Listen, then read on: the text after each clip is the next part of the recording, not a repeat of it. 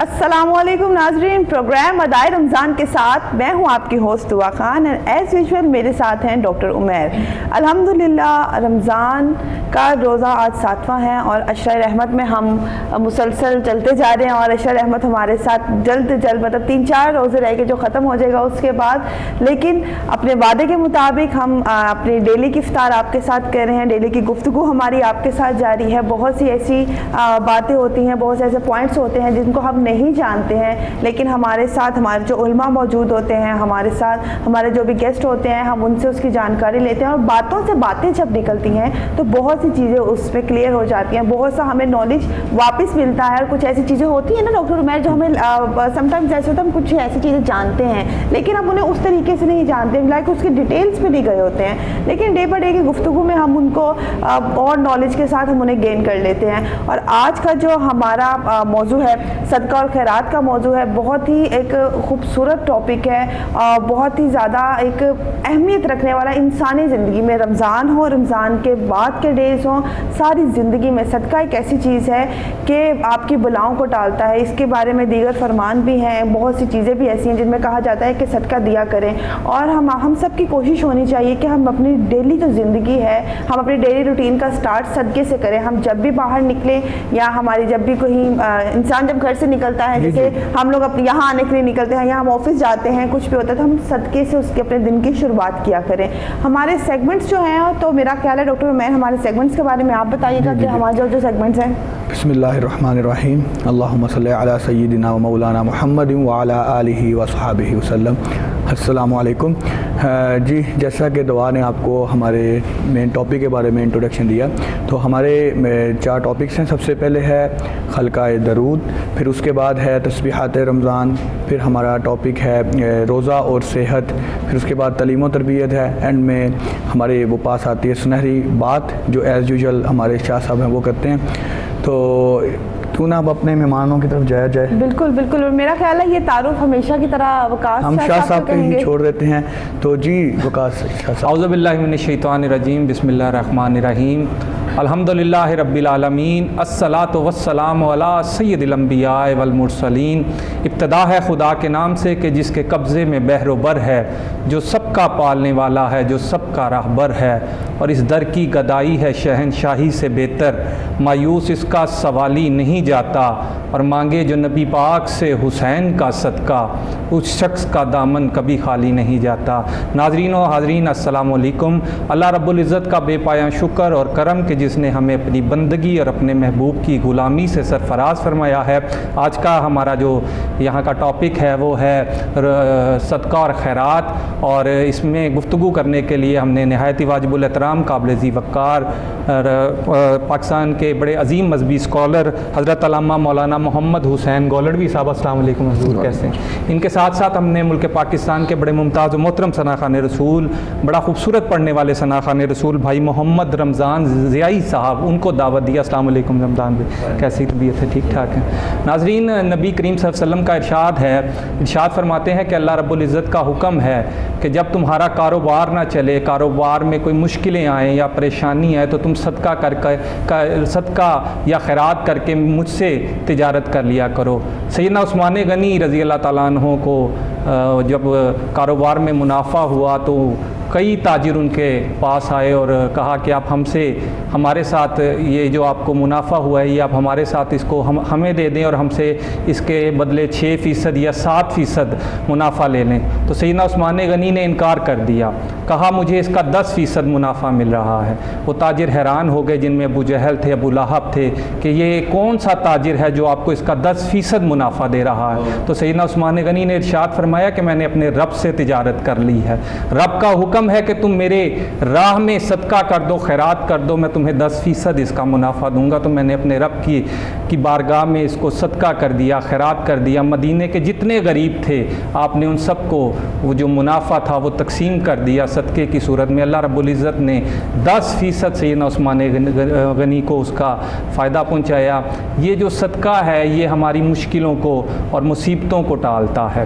ہم کسی مشکل میں ہوں, کسی مصیبت میں ہوں, کسی پریشانی میں ہوں تو حکم ہے کہ آپ صدقہ کرو, خیرات کرو. آپ کی مشکل جو ہے, آپ کی جو مصیبت ہے اور آپ کی جو پریشانی ہے وہ دور ہو جائے گی. کیا خیال ہے؟ دعا حمد باری تعالیٰ سے آج کے پروگرام کا آغاز کرتے ہیں. جی ہمیشہ کی طرح رمضان بھائی بسم اللہ کیجئے.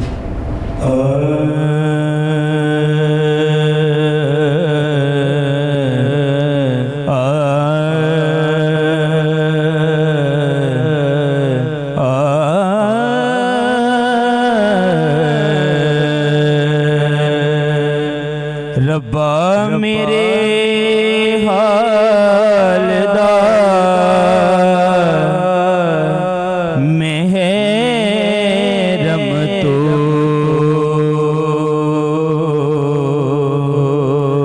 ربا میرے حال دا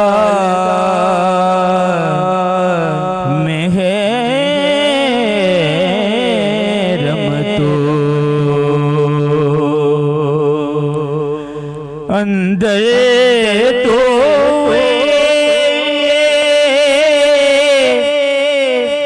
باہر تو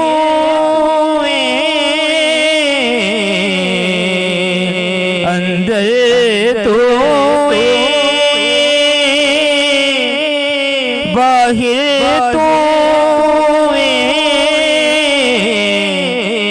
روم روم وچ ربا میرے حال دا محرم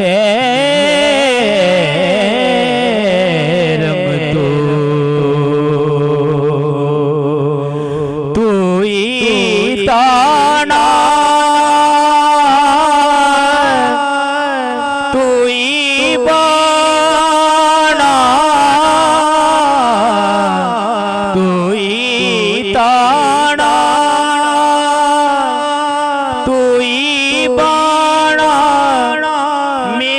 سب کچھ تو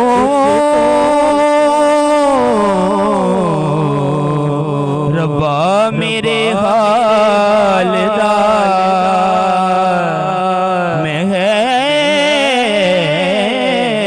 محرم تو شارگ تو بھی نیڑے وسنا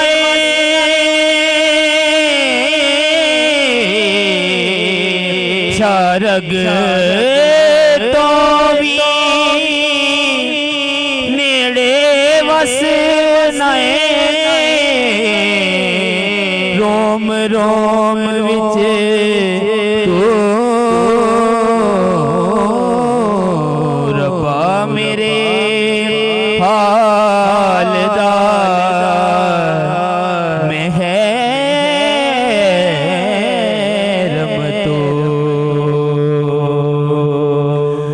کہے حسین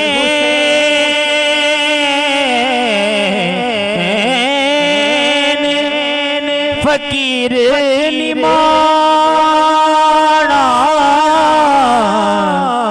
کہے حسین فقیر نمانا میں نہیں سب تو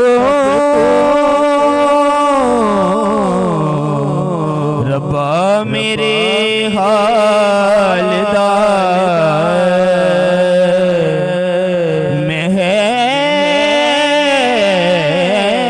محرم تو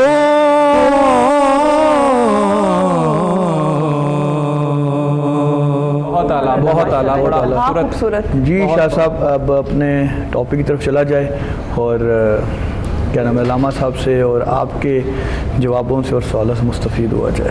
جی بالکل, کیونکہ آج کا ٹاپک بڑا اہم ہے ڈاکٹر صاحب اور یہ بڑا ضروری ہے. یہ ٹاپک بڑا ضروری تھا آج گفتگو کے لیے کیونکہ کئی لوگوں کو پتہ نہیں ہے صدقہ کرنا کیسے ہے، صدقے کا طریقہ کیا ہے، صدقے کی اقسام کیا ہیں۔ میں ایک بات بڑا یہ اس میں ایک اہم جو ہے بات وہ بڑی ہے کہ ہم لوگ صدقہ کر دیتے ہیں، کوئی گوشت لے لیتا ہے، کوئی انڈوں کا صدقہ کر دیتا ہے، کوئی پیسوں کا صدقہ کر دیتا ہے، دالوں کا صدقہ کر دیتا ہے، اور بعض اوقات دیکھنے میں یہ آتا ہے کہ ہم صدقہ لیتے ہیں، ہم اپنے اوپر سے وارتے ہیں اور چوکوں میں، چراہوں میں، گلیوں میں، بازاروں میں اس کو پھینک دیتے ہیں، یعنی ہم نے اپنی مصیبت جو ہے وہ تو اتار لی اور وہ کسی اور کے گلے میں ڈال دی۔ یہ بڑا اہم ایک مسئلہ ہے ہمارے لیے، اور اس پہ بھی آج انشاءاللہ گفتگو کریں گے۔ سب سے پہلے میں علامہ صاحب آپ سے یہ سوال کرنا چاہوں گا کہ قرآن پاک میں صدقہ اور خیرات کے بارے میں کیا ارشاد فرمایا گیا ہے؟ بسم اللہ الرحمن الرحیم، اللہم صلی علی سیدنا و مولانا محمد وعلی آلہ واصحابہ وبارک وسلم وصلی علیہ۔ سب سے پہلے تو میں آپ کو رمضان المبارک کی ان بابرکت اور خوبصورت لمحات میں یقیناً اللہ رب العالمین نے ہمیں اور بالخصوص امت محمدیہ پر یہ کرم فرمایا۔ ایک حدیث پاک پڑھ کر میں اس موضوع کی طرف جو کوشچن آپ نے کیا کہ کریم آقا صلی اللہ علیہ وسلم نے ارشاد فرمایا کہ اللہ رب العالمین کبھی بھی اگر میری امت کو بخشنا نہ چاہتا تو رمضان المبارک کا مہینہ کبھی نہ عطا فرماتا، اور اس ماہ مقدس میں اور ان پر نور لمحات میں، اور یہ جو موضوع آج کا اس چیز کی آج کے اس معاشرے میں بہت زیادہ ضرورت ہے، اور بلکہ قرآن اس کا حوالہ میں عرض کرتا جاؤں۔ اللہ رب العالمین قرآن کریم فرقان حمید میں ارشاد فرماتا ہے یسألونک ماذا ينفقون قل ما انفقتم من خیر فللوالدین والاقربین والیتامى والمساکین وابن السبیل وما تفعلوا من خیر فإن اللہ بہ علیم۔ کہ اے محبوب صلی اللہ علیہ وآلہ وسلم، جب لوگ آپ سے سوال کرتے ہیں، آپ سے پوچھتے ہیں اس صدقے کے متعلق، تو آپ صلی اللہ علیہ وسلم اے محبوب آپ ان سے فرما دیں کہ جب آپ سے سوال کیا جاتا ہے کہ یہ کیا ہے، اب اس کیا ہے میں ساری ڈیفینیشن آ جاتی ہے کہ جو سوال و جواب ہیں یا اس سے متعلقہ جتنے بھی سوال ہیں، کہ محبوب آپ سے جب لوگ پوچھتے ہیں، آپ سے سوال کرتے ہیں کہ یہ صدقہ و خیرات کیا ہے، اور آپ اس حوالے سے آپ یہ فرما دیجئے ان لوگوں سے کہ یہ حق ہے، کن کا حق ہے؟ یہ یتیموں کا حق ہے، یہ غریبوں کا حق ہے، یہ فقراء کا حق ہے، یہ مساکین کا حق ہے۔ اور اس میں جس طرح آپ ذکر فرما رہے تھے کہ خالق کائنات نے جو قرآن میں فرمایا، اس میں عرض کرتا جاؤں کہ یہ صدقہ بھی دو طرح کا ہے، صدقہ بھی اس کی بھی دو اقسام ہیں، ایک واجب ہے اور ایک نفلی صدقہ جسے عام روٹین میں ہم، اب جو واجب صدقہ واجب ہے اس کے بارے میں لوگ تھوڑا سا وہ سمجھتے ہیں کہ شاید عام صدقہ جس طرح شاہ صاحب ابھی ذکر فرما رہے تھے کہ جناب وہ دے دیا اور یہ صدقہ ایک ہی ہے، بس اس کے جو ہے نا وہ اس کی گہرائی میں نہیں جاتے۔ صدقہ واجب ہے، یہ یعنی جو شریعت کی طرف سے ہم پر واجب ہوا یعنی لازم ہوا وہ صدقہ واجب، جسے ہم کہہ سکتے ہیں صدقہ فطر جو ہے، اور دوسرا جو ہے وہ صدقہ واجبہ میں یہ بھی قسم شامل ہے کہ جسے ہم اپنے اوپر نافذ کر لیں، جس طرح ایک شخص کو منت مان لیتا ہے کہ باری تعالیٰ میرا یہ کام ہے یا یہ مشکل ہے، اللہ اسے تو دور فرمائے گا تو میں تیری راہ میں صدقہ کروں گا، یا میں تیری راہ میں نظر مان لی، جس طرح ہم یہ کہہ سکتے ہیں عام الفاظ میں، تو وہ انسان وہ نیت کر لیتا ہے کہ باری تعالیٰ میں یہ تیری راہ میں وہ خرچ کروں گا یا تیری راہ میں یہ چیز تقسیم کروں گا۔ اب یہ واجب ہو گیا، جی یہ واجب ہو گیا۔ اب اس میں میں یہ عرض کرتا جاؤں کہ اب یہ جو واجب کی یہ دو قسمیں میں نے عرض کی ہیں، اب اس میں فرق صرف یہ ہے کہ جو پہلی قسم ہے صدقہ واجب ہے، اس میں ہم یہ کریں گے کہ جو ہم نے نظر مان لی یا جو شریعت کی طرف سے واجب ہے، یہ ہم پر لازم ہے، اگر ہم یہ ادا کریں گے تو اس میں ہمارے جو اصول و فروع ہیں، یعنی ہمارے جو والدین ہیں اس میں ہمارے ماں باپ اور دادا دادی نانا نانی، ہم یہ صدقہ واجب ان کو نہیں دے سکتے، اور جو فروع ہیں یعنی جو بیٹا ہے، بیٹی ہے، نواسا ہے، نواسی ہے، پوتا ہے، پوتی ہے، وہ صدقہ واجب انہیں بھی نہیں دیا جا سکتا، یعنی رشتہ داروں میں نہیں دیا جا سکتا. نہیں دیا جا سکتا. اچھا، اب اس کے وہ مستحقین کون ہیں؟ اس کے مستحقین وہ ہیں، وہ مساکین ہیں. وہ مساکین ہیں کہ جو مسکین کی، وہ میں تھوڑی سی ڈیفینیشن عرض کرتا جاؤں. مسکین وہ ہے، غریب وہ ہوتا ہے کہ جس کے پاس کچھ مال ہو مگر وہ صاحب نصاب نہ ہو. مال ہو لیکن کچھ مال ہو، صاحب نصاب نہ ہو. مسکین وہ ہوتا ہے کہ جس کے پاس مال بھی نہ ہو اور اسے اپنا یعنی کھانے پینے کے لیے، یہاں تک کہ اپنا بدن چھپانے کے لیے بھی وہ مطلب وہ اتنا ہو کہ وہ اتنی طاقت نہ رکھتا ہو. تو یہ ان کا حق ہے، ان مساکین کا حق ہے کہ جو اتنی طاقت بدن چھپانے کے لیے کپڑے تک کی استطاعت نہ رکھتا ہو، صاحب نصاب نہ ہو. علامہ صاحب یہاں پہ ایک سوال پیدا ہوتا ہے کہ نبی کریم صلی اللہ علیہ وسلم کا ارشاد ہے کہ جب تم دیکھو کہ تم کسی کو کوئی عطا کرنے لگے ہو تو پہلے اپنے ہمسایوں میں دیکھو، اس کے بعد اپنے رشتہ داروں میں دیکھو، پھر باہر دیکھو کہ کوئی ہے ایسا کہ جس کو عطا تم صدقہ یا خیرات کر سکو. تو آپ نے ابھی جو جواب دیا کہ اپنے رشتہ داروں میں نہیں دے سکتے، یہ ذرا تھوڑا سا اس کو بیان کیجئے گا کہ جب یہ سرکار کا حکم ہے کہ سب سے پہلے اپنے ہمسایوں میں دیکھو پھر اپنے رشتہ داروں میں دیکھو، کوئی ایسا ہے تو نہیں جس کو کوئی طلب ہو اس کی قسم کی، یا کہ کوئی مجبور ہو، کوئی پریشان ہو تو اس کو یہ دیا جائے. آپ نے بھی بیان فرمایا کہ رشتہ داروں میں نہیں دیا جا سکتا، یہ ذرا تھوڑا واضح اس کو بیان کیجئے گا. رشتہ داروں سے مراد میں نے عرض کیا کہ اصول و فروع ہیں. اصول میں والدین آ جاتے ہیں، دادا دادی، نانا نانی، اور فروع میں آپ کی اولاد ہے اور نواسا نواسی، پوتا پوتی. اچھا، جو آپ ذکر فرما رہے ہیں، اب جو دوسری قسم ہے صدقے کی، ٹھیک ہے، یعنی جو نفلی صدقہ ہے، اس میں آپ جو ذکر آپ نے فرمایا، آپ دیکھیں اپنے رشتہ داروں میں دیکھیں، جو آپ میں سے رشتہ داروں میں سے جو قریبی رشتہ دار ہیں، آپ کے پڑوسی ہیں، آپ کے محلے دار ہیں، آپ ان میں سے دیکھیں. اب جو مستحق ہوگا، وہ چاہے آپ کا بھائی بھی ہو، آپ کا بھائی بھی ہے، وہ جو آپ سمجھتے ہیں کہ وہ مستحق ہے، وہ اس قابل نہیں ہے، صاحب نصاب نہیں ہے، تو اب جو صدقے کی دوسری قسم ہے یعنی نفلی صدقہ، آپ اس میں سے آپ اسے بڑھ چڑھ کر دیں اپنے جتنی بساط ہے، اور اس میں وہ بھائی ہے، آپ کے رشتہ دار ہیں، آپ کی بہن ہے، یا جو بھی فیملی کے احباب میں سے، اس میں سے آپ بڑھ چڑھ کے ان کی خدمت بھی کریں، اور جتنی بساط سے اگر ہو سکے آپ اس میں، پھر یہ قید نہیں ہے کہ آپ مولانا انہیں یہ بتایا جائے کہ یہ آپ کو ہم صدقہ دے رہے ہیں، یا ایک تو دو طرح کی چیزیں ہوتی ہیں نا، ایک تو کسی کو اپنے کسی مستحق رشتہ دار کو ہم مدد، اس کے بارے میں ارشاد ہے کہ آپ نے جب بھی صدقہ دینا ہے اور جس کو دینا ہے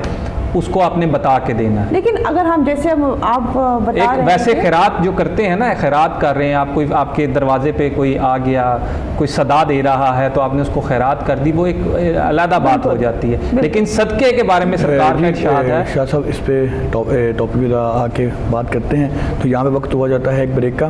تو ناظرین چلتے ہیں ہم بریک کی جانب، دیکھتے رہیے پروگرام ادائے رمضان.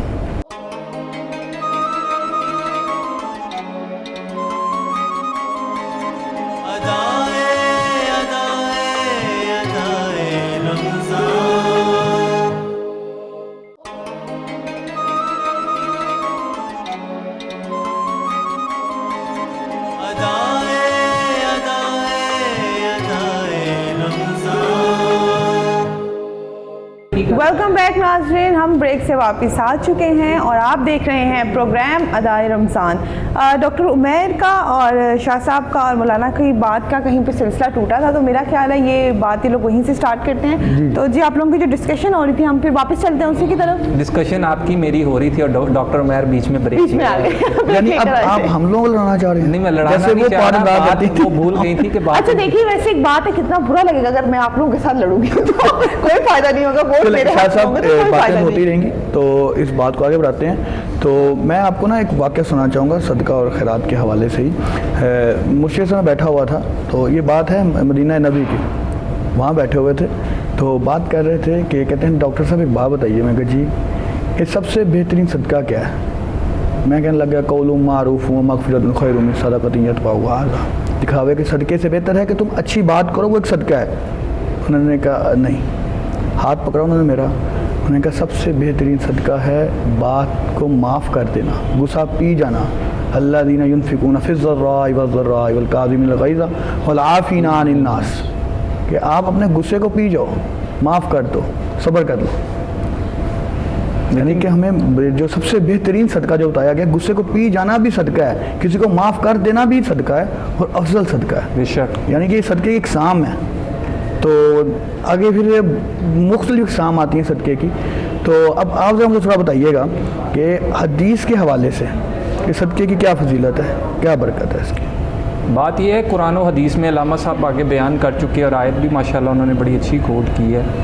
اور سرکار کا فرمان عالی شان بھی ہے کہ جب تمہیں لگے کہ تم کسی مشکل میں ہو، کسی پریشانی میں ہو، یا تمہارا کاروبار نہیں چل رہا، یا کوئی تنگی پیش آ رہی ہے، تمہیں رزق میں کوئی بیماری آ گئی، کوئی پریشانی آ گئی، تم صدقہ کرو، اللہ کی راہ میں خرچ کرو، اللہ کی راہ میں عطا کرو، اللہ کی راہ میں دو، تمہاری وہ مشکل پریشانی جو ہے وہ حل ہو جائے گی. اور یہ سرکار کا فرمان علی شان ہے اور سرکار سے بڑھ کر کوئی بات نہیں. بے شک.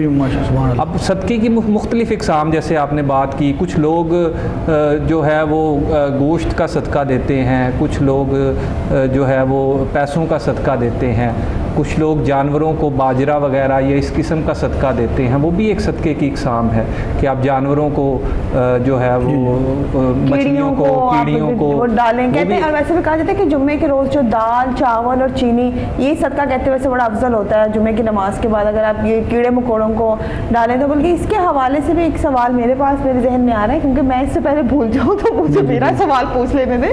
مجھے یہ بتائیں کہ اس حوالے سے مولانا آپ کا، شاہ صاحب آپ کا کیا کہنا ہے کہ جو ہم کیڑیوں کو صدقہ خیرات کرتے ہیں اور ایک ہم ویسے گوشت لے کر وار کر پھینک دیتے ہیں، یا اگر وہی جو ہم گوشت وغیرہ لے کر پھینک دیتے ہیں، ہم کیا وہ وارا ہوا گوشت کسی مستحق کو نہیں دے سکتے ہیں کہ وہ کھا لیں، یا کوئی اس میں یہ چیز نہیں آتی ہے اس زمرے میں؟ کیا آ سکتی ہے؟ نہیں، بالکل آ سکتی ہے. اور اگر آپ دیکھیں کہ کسی کے گھر کچھ نہیں ہے، کوئی مستحق ہے اور وہ افورڈ نہیں کر سکتا، تو پہلا حق اس کا ہے. ہم اپنا صدقہ گوشت کا وارا ہوا اس کو دے سکتے ہیں. اچھا، دے سکتے ہیں.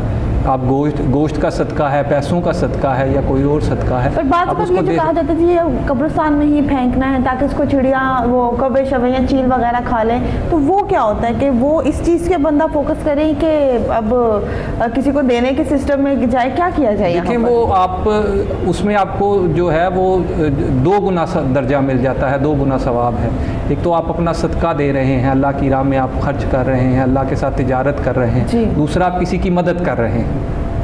یہ آپ کسی مستحق کو دینے کی بات، کسی کو مستحق کو دے رہے ہیں تو آپ کسی کی مدد کر رہے ہیں. اس بہانے آپ کا جو ہے وہ اس کے پاس چلا بھی گیا، صدقہ بھی چلا گیا اور آپ نے اس کی مدد بھی کر دی. دوسری جو بات رہی، دوسری جو آپ نے بتائی ہے، کیڑیوں کو جو ڈالتے ہیں، آٹا ڈالتے ہیں یا چاول ڈالتے ہیں یا باجرہ ڈالتے ہیں، تو وہ بھی ایک صدقے کی قسم ہے. آپ دے سکتے ہیں صدقہ، اس طرح بھی دے سکتے ہیں، اس طرح بھی دے سکتے ہیں. جو ہمارے جو مذہب میں ہے، جو ہمیں جو سرکار کا فرمان ہے، اس کے مطابق اتنی تنگی یا اتنی پریشانی نہیں ہے جتنی ہم لوگوں نے بنا لی. بہت زبردست بات کی آپ نے.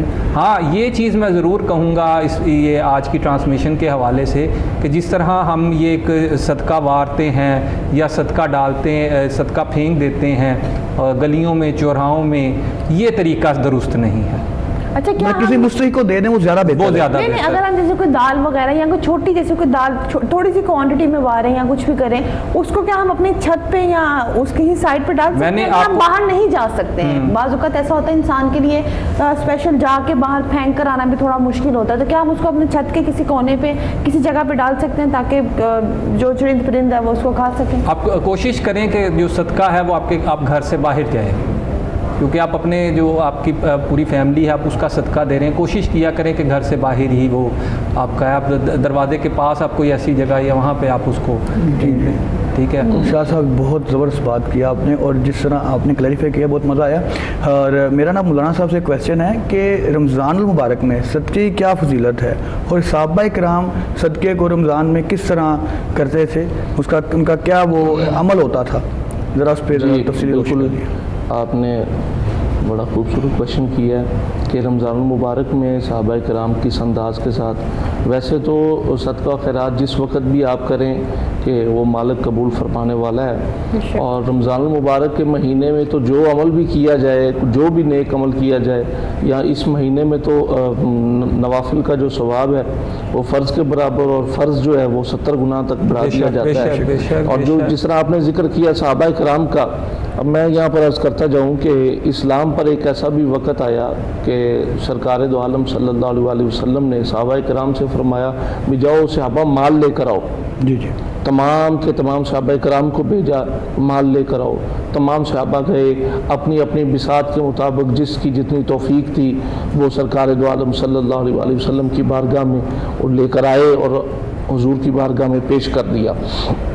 تو حضرت عمر فاروق رضی اللہ تعالیٰ عنہ کریم آقا صلی اللہ علیہ وسلم نے ارشاد فرمایا کہ اے فاروق اعظم بتاؤ کیا لے کر آئے ہو؟ عرض کی یا رسول اللہ صلی اللہ علیہ وسلم، میں گھر میں گیا اور وہاں پر سارا مال اکٹھا کیا اور اس میں سے آدھا گھر میں رکھ دیا اور آدھا لا کر آپ کے قدموں میں نچھاور کر دیا، آپ کی خدمت اقدس میں پیش کر دیا۔ تو اب یہ دیکھیں صحابہ کرام کس انداز کے ساتھ اللہ کی راہ میں وہ صدقہ کرتے اور تجارت بھی کس کے ساتھ کر رہے ہیں۔ یا رسول اللہ گھر میں آدھا گھر میں رکھ دیا اور آدھا لا کر آپ کی خدمت اقدس میں پیش کر دیا۔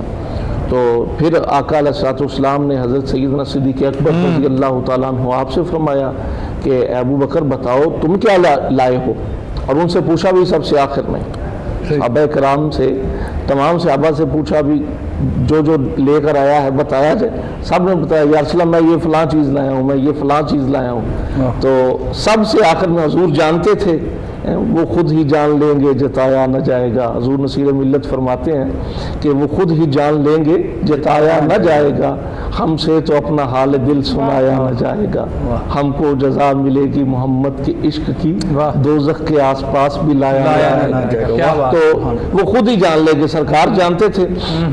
تو سرکار نے آخر میں حضرت سیدنا صدیق اکبر رضی اللہ تعالیٰ عنہ آپ سے پوچھا، فرمایا صدیق تم کیا لائے ہو؟ اب سب صحابہ کو حضور علیہ السلام یہ بتانا چاہتے تھے بھئی تم بھی لائے ہو۔ اب باری آ گئی ہے ابو بکر صدیق کی۔ جس طرح میں یہاں پر ایک چھوٹی سی مثال اکثر بعض اوقات کہیں دینا پڑ جاتی ہے، تو آپ بھی آج بھی آپ کے وساطت سے میں اپنے سامعین کو، سننے والوں کو، ویورز کو یہ پیغام دینا چاہوں گا۔ جس طرح ایک استاد ہے نا جی، وہ 60 بچے ہیں ایک کلاس میں، تو کوئی آ جائے، کوئی ایگزامینر آ جائے، وہ آ کر سوال کرے، تو استاد کی کوشش یہ ہوتی ہے جو سب سے بریلینٹ بچہ ہے نا، جو کلاس میں سب سے زیادہ ہونہار بچہ ہے، استاد کی کوشش ہوتی ہے کہ اس بچے کو کھڑا کیا جائے، وہ سوال کا جواب دے۔ تو اسی طرح حضور علیہ الصلوۃ والسلام نے اپنے تمام صحابہ میں سے حضرت سیدنا صدیق اکبر جس پر فخر ہو استاد اس کو کھڑا کرتا ہے۔ تو آقا علیہ السلام نے تمام صحابہ کے بعد یعنی آخر میں فرمایا بتاؤ صدیق تم کیا لائے ہو؟ اب حضور سب صحابہ کو بتانا چاہ رہے ہیں۔ سرکار نے فرمایا بتاؤ کیا لائے ہو؟ عرض کی یا رسول اللہ گھر میں گیا ہوں اور جتنے کا جتنا مال تھا سارے کا سارا لا کر آپ کی خدمت میں پیش کر دیا۔ گھر میں جو کچھ تھا سب لے آیا، گھر میں اللہ اور اس کا رسول چھوڑا ہے۔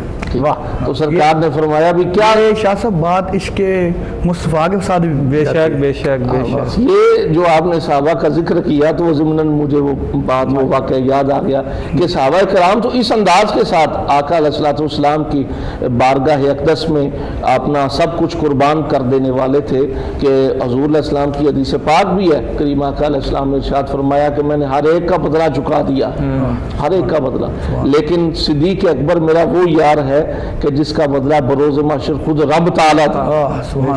کہ آپ یہ اندازہ فرما لیں کہ کتنی خیرات کی ہوگی، کتنا ان کا عرض کی یا رسول اللہ صلی اللہ علیہ وسلم میرا مال جو ہے اے اللہ کے حبیب صلی اللہ علیہ وسلم وہ میرا مال نہیں ہے، وہ آپ کا مال ہے۔ شاہ صاحب کتنی مزے کی باتیں ہو رہی ہیں، تو کیوں نہ ذرا ایک نعت کی طرف جایا جائے۔ بے شک۔ جی جی ضیاء صاحب کیا سنائیں گے آج آپ؟ رمضان بھائی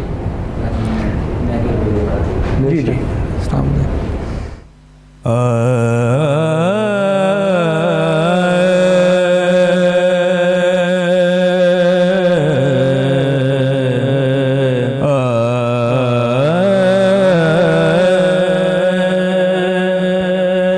میں کہ بے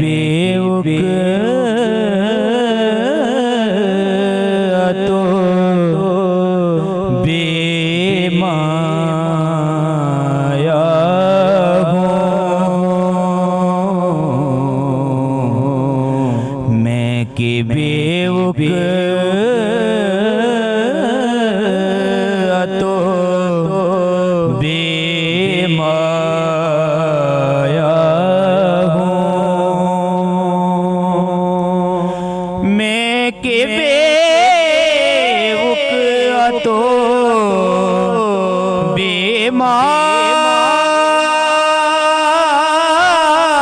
مایا ہوں میں کہ بے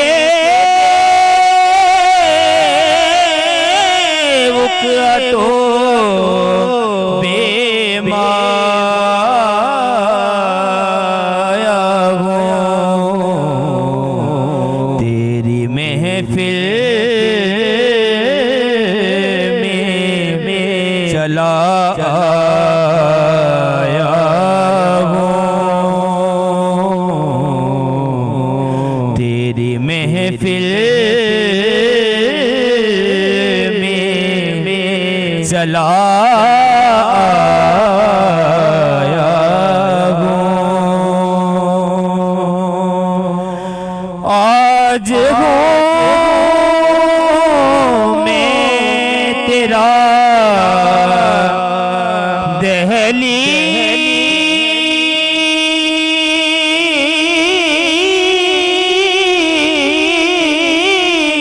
دہلیز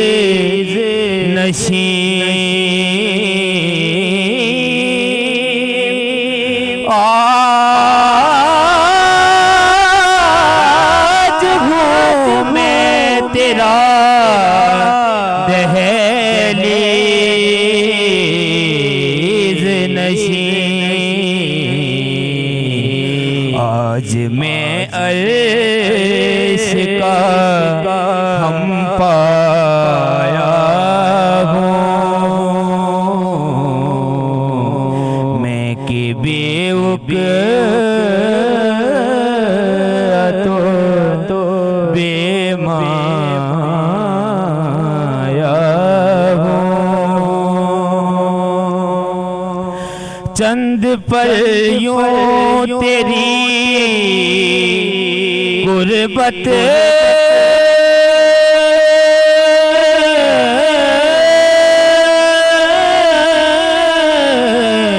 میں کٹے چند پر یوں تیری غربت میں کٹے جیسے ایک عمر گزارا ہوں جیسے ایک عمر گزارا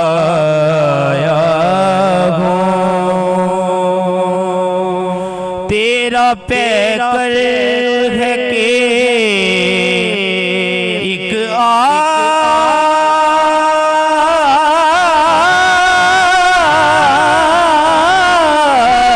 آلائے نور تیرا پیکر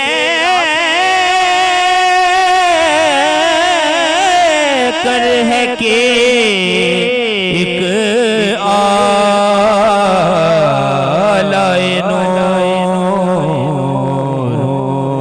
جالیوں سے تجھے دیکھا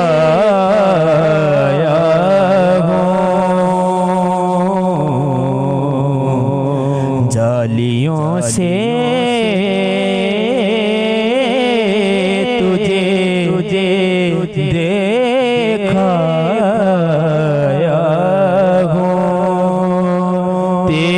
تیری محفل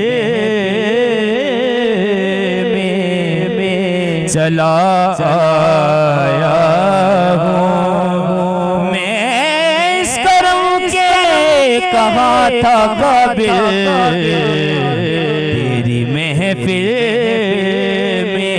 میں صلا آیا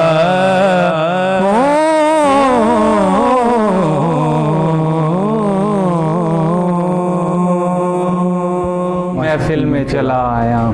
شاہ صاحب آج تو آپ مجھے بالکل لو لگ رہے ہیں، لگ رہا ہے آپ کو بھی روزہ لگ رہا ہے، یا مس دعا بھی لو ہے. روزہ نہیں لگ رہا ہے. آج میں کوئی نور کی ٹیم سے گزارش کروں گا کہ شاہ صاحب کو اور دعا کو نا آج سموسے کھلائے جائیں. نہیں وہ کلام ماشاءاللہ اتنا خوبصورت تھا کہ کھپ گئے ہم لوگ. تھا نا کہ اس کی وہ کلام پڑھے تھے اور بڑا خوبصورت کلام ہے کہ میں کہ بے وقتوں میں بے مایا ہوں، جی تیری محفل میں چلا آیا ہوں. مجھے ایک شعر یاد آ گیا کہ مختصر سی میری کہانی ہے، مختصر سی میری کہانی ہے، جو بھی ہے سب ان کی مہربانی ہے، اور جتنی سانسوں نے ان کا نام لیا، جتنی سانسوں نے ان کا نام لیا، بس وہی میری زندگانی ہے. مختصر سی میری کہانی. جی اچھا علامہ صاحب، میں نے آپ سے سوال ہے کہ ایک جو صحابہ اکرام بھی صدقہ اور زکوٰۃ کا بار بار عمل کرتے تھے، تو جو ہمارے اولیاء اکرام ہیں ان کی زندگی میں کیا تھا؟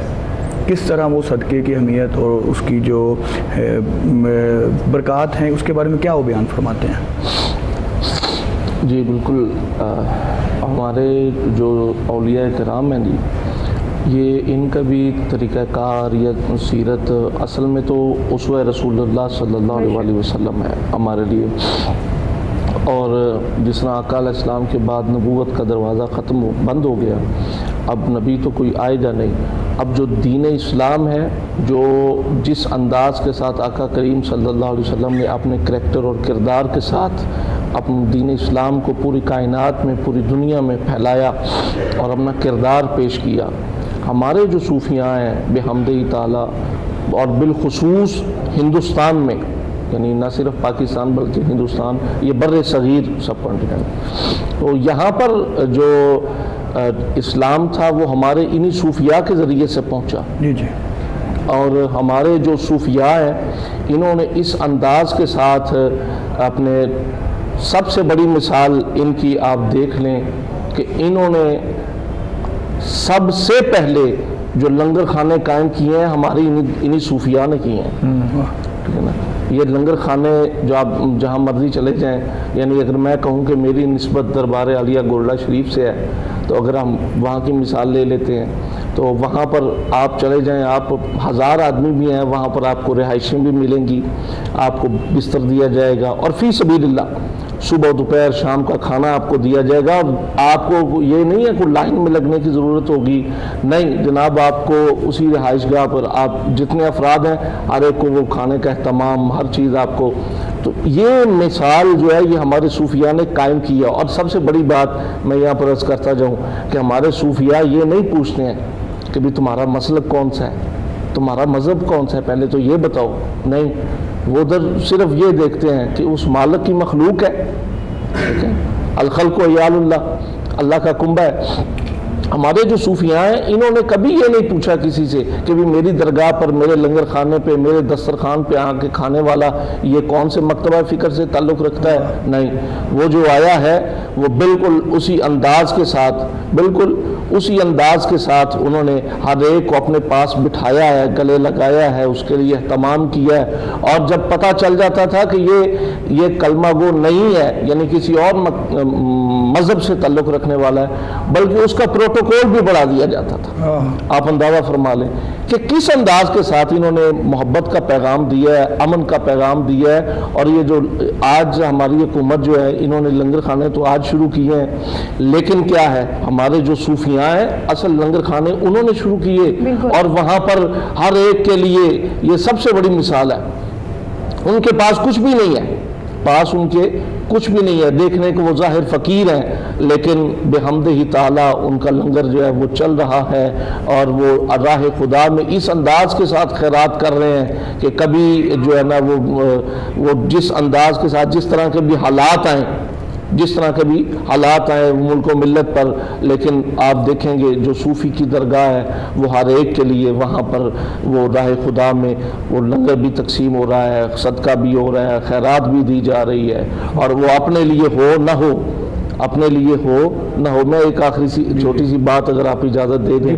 وہ حضرت امام حسن علیہ السلام کی بڑا مشہور واقعہ ہے کہ آپ سے کسی نے سوال کیا نا کہ حضور کہ گزر بسر کس طرح ہو رہا ہے, تو آپ نے فرمایا بھی تیرا کس طرح ہو رہا ہے؟ تو اس نے بڑے فخریہ انداز میں لہجے میں کہا, اس نے کہا حضور مل جائے تو کھا لیتے ہیں, نہ ملے تو صبر کرتے ہیں. تو اب یہ اس کے لیے ایک بڑی بات تھی.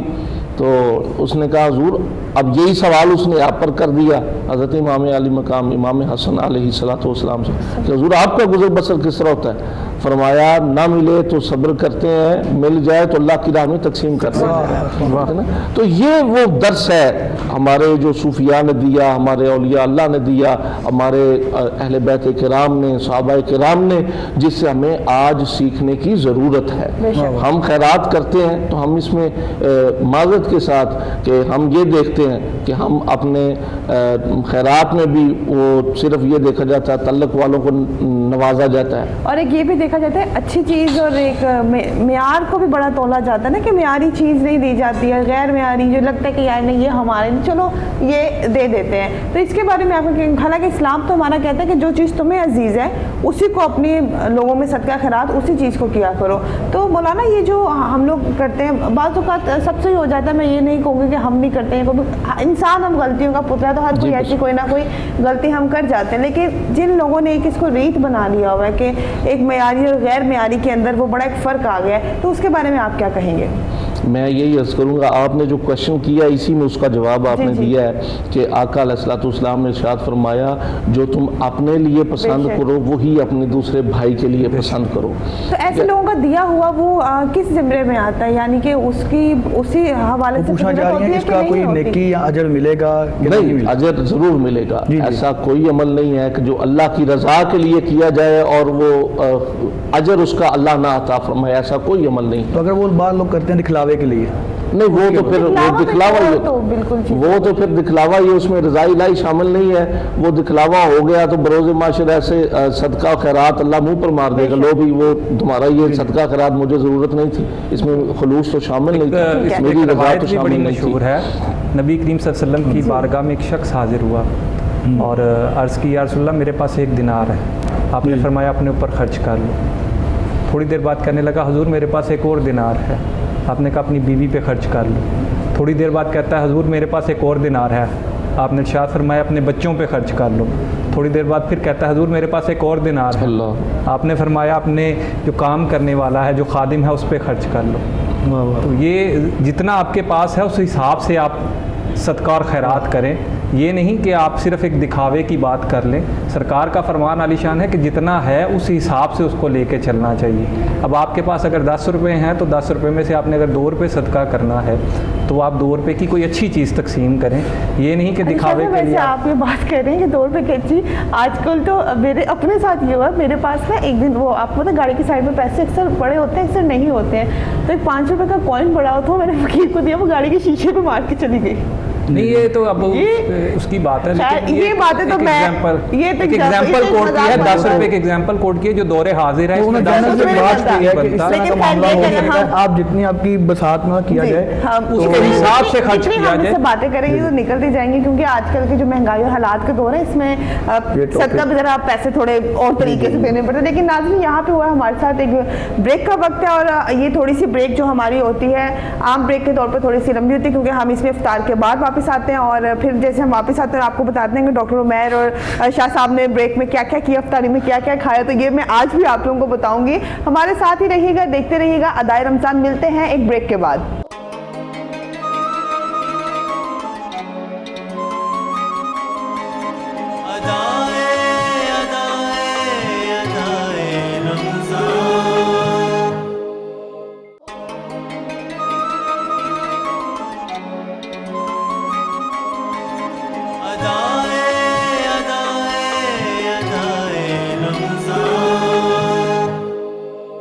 अस्सलाम वालेकुम नाज़रीन, वेलकम बैक। आप देख रहे हैं प्रोग्राम अदाए रमज़ान और एज़ यूजुअल हम अफ्तार करके वापस आ चुके हैं।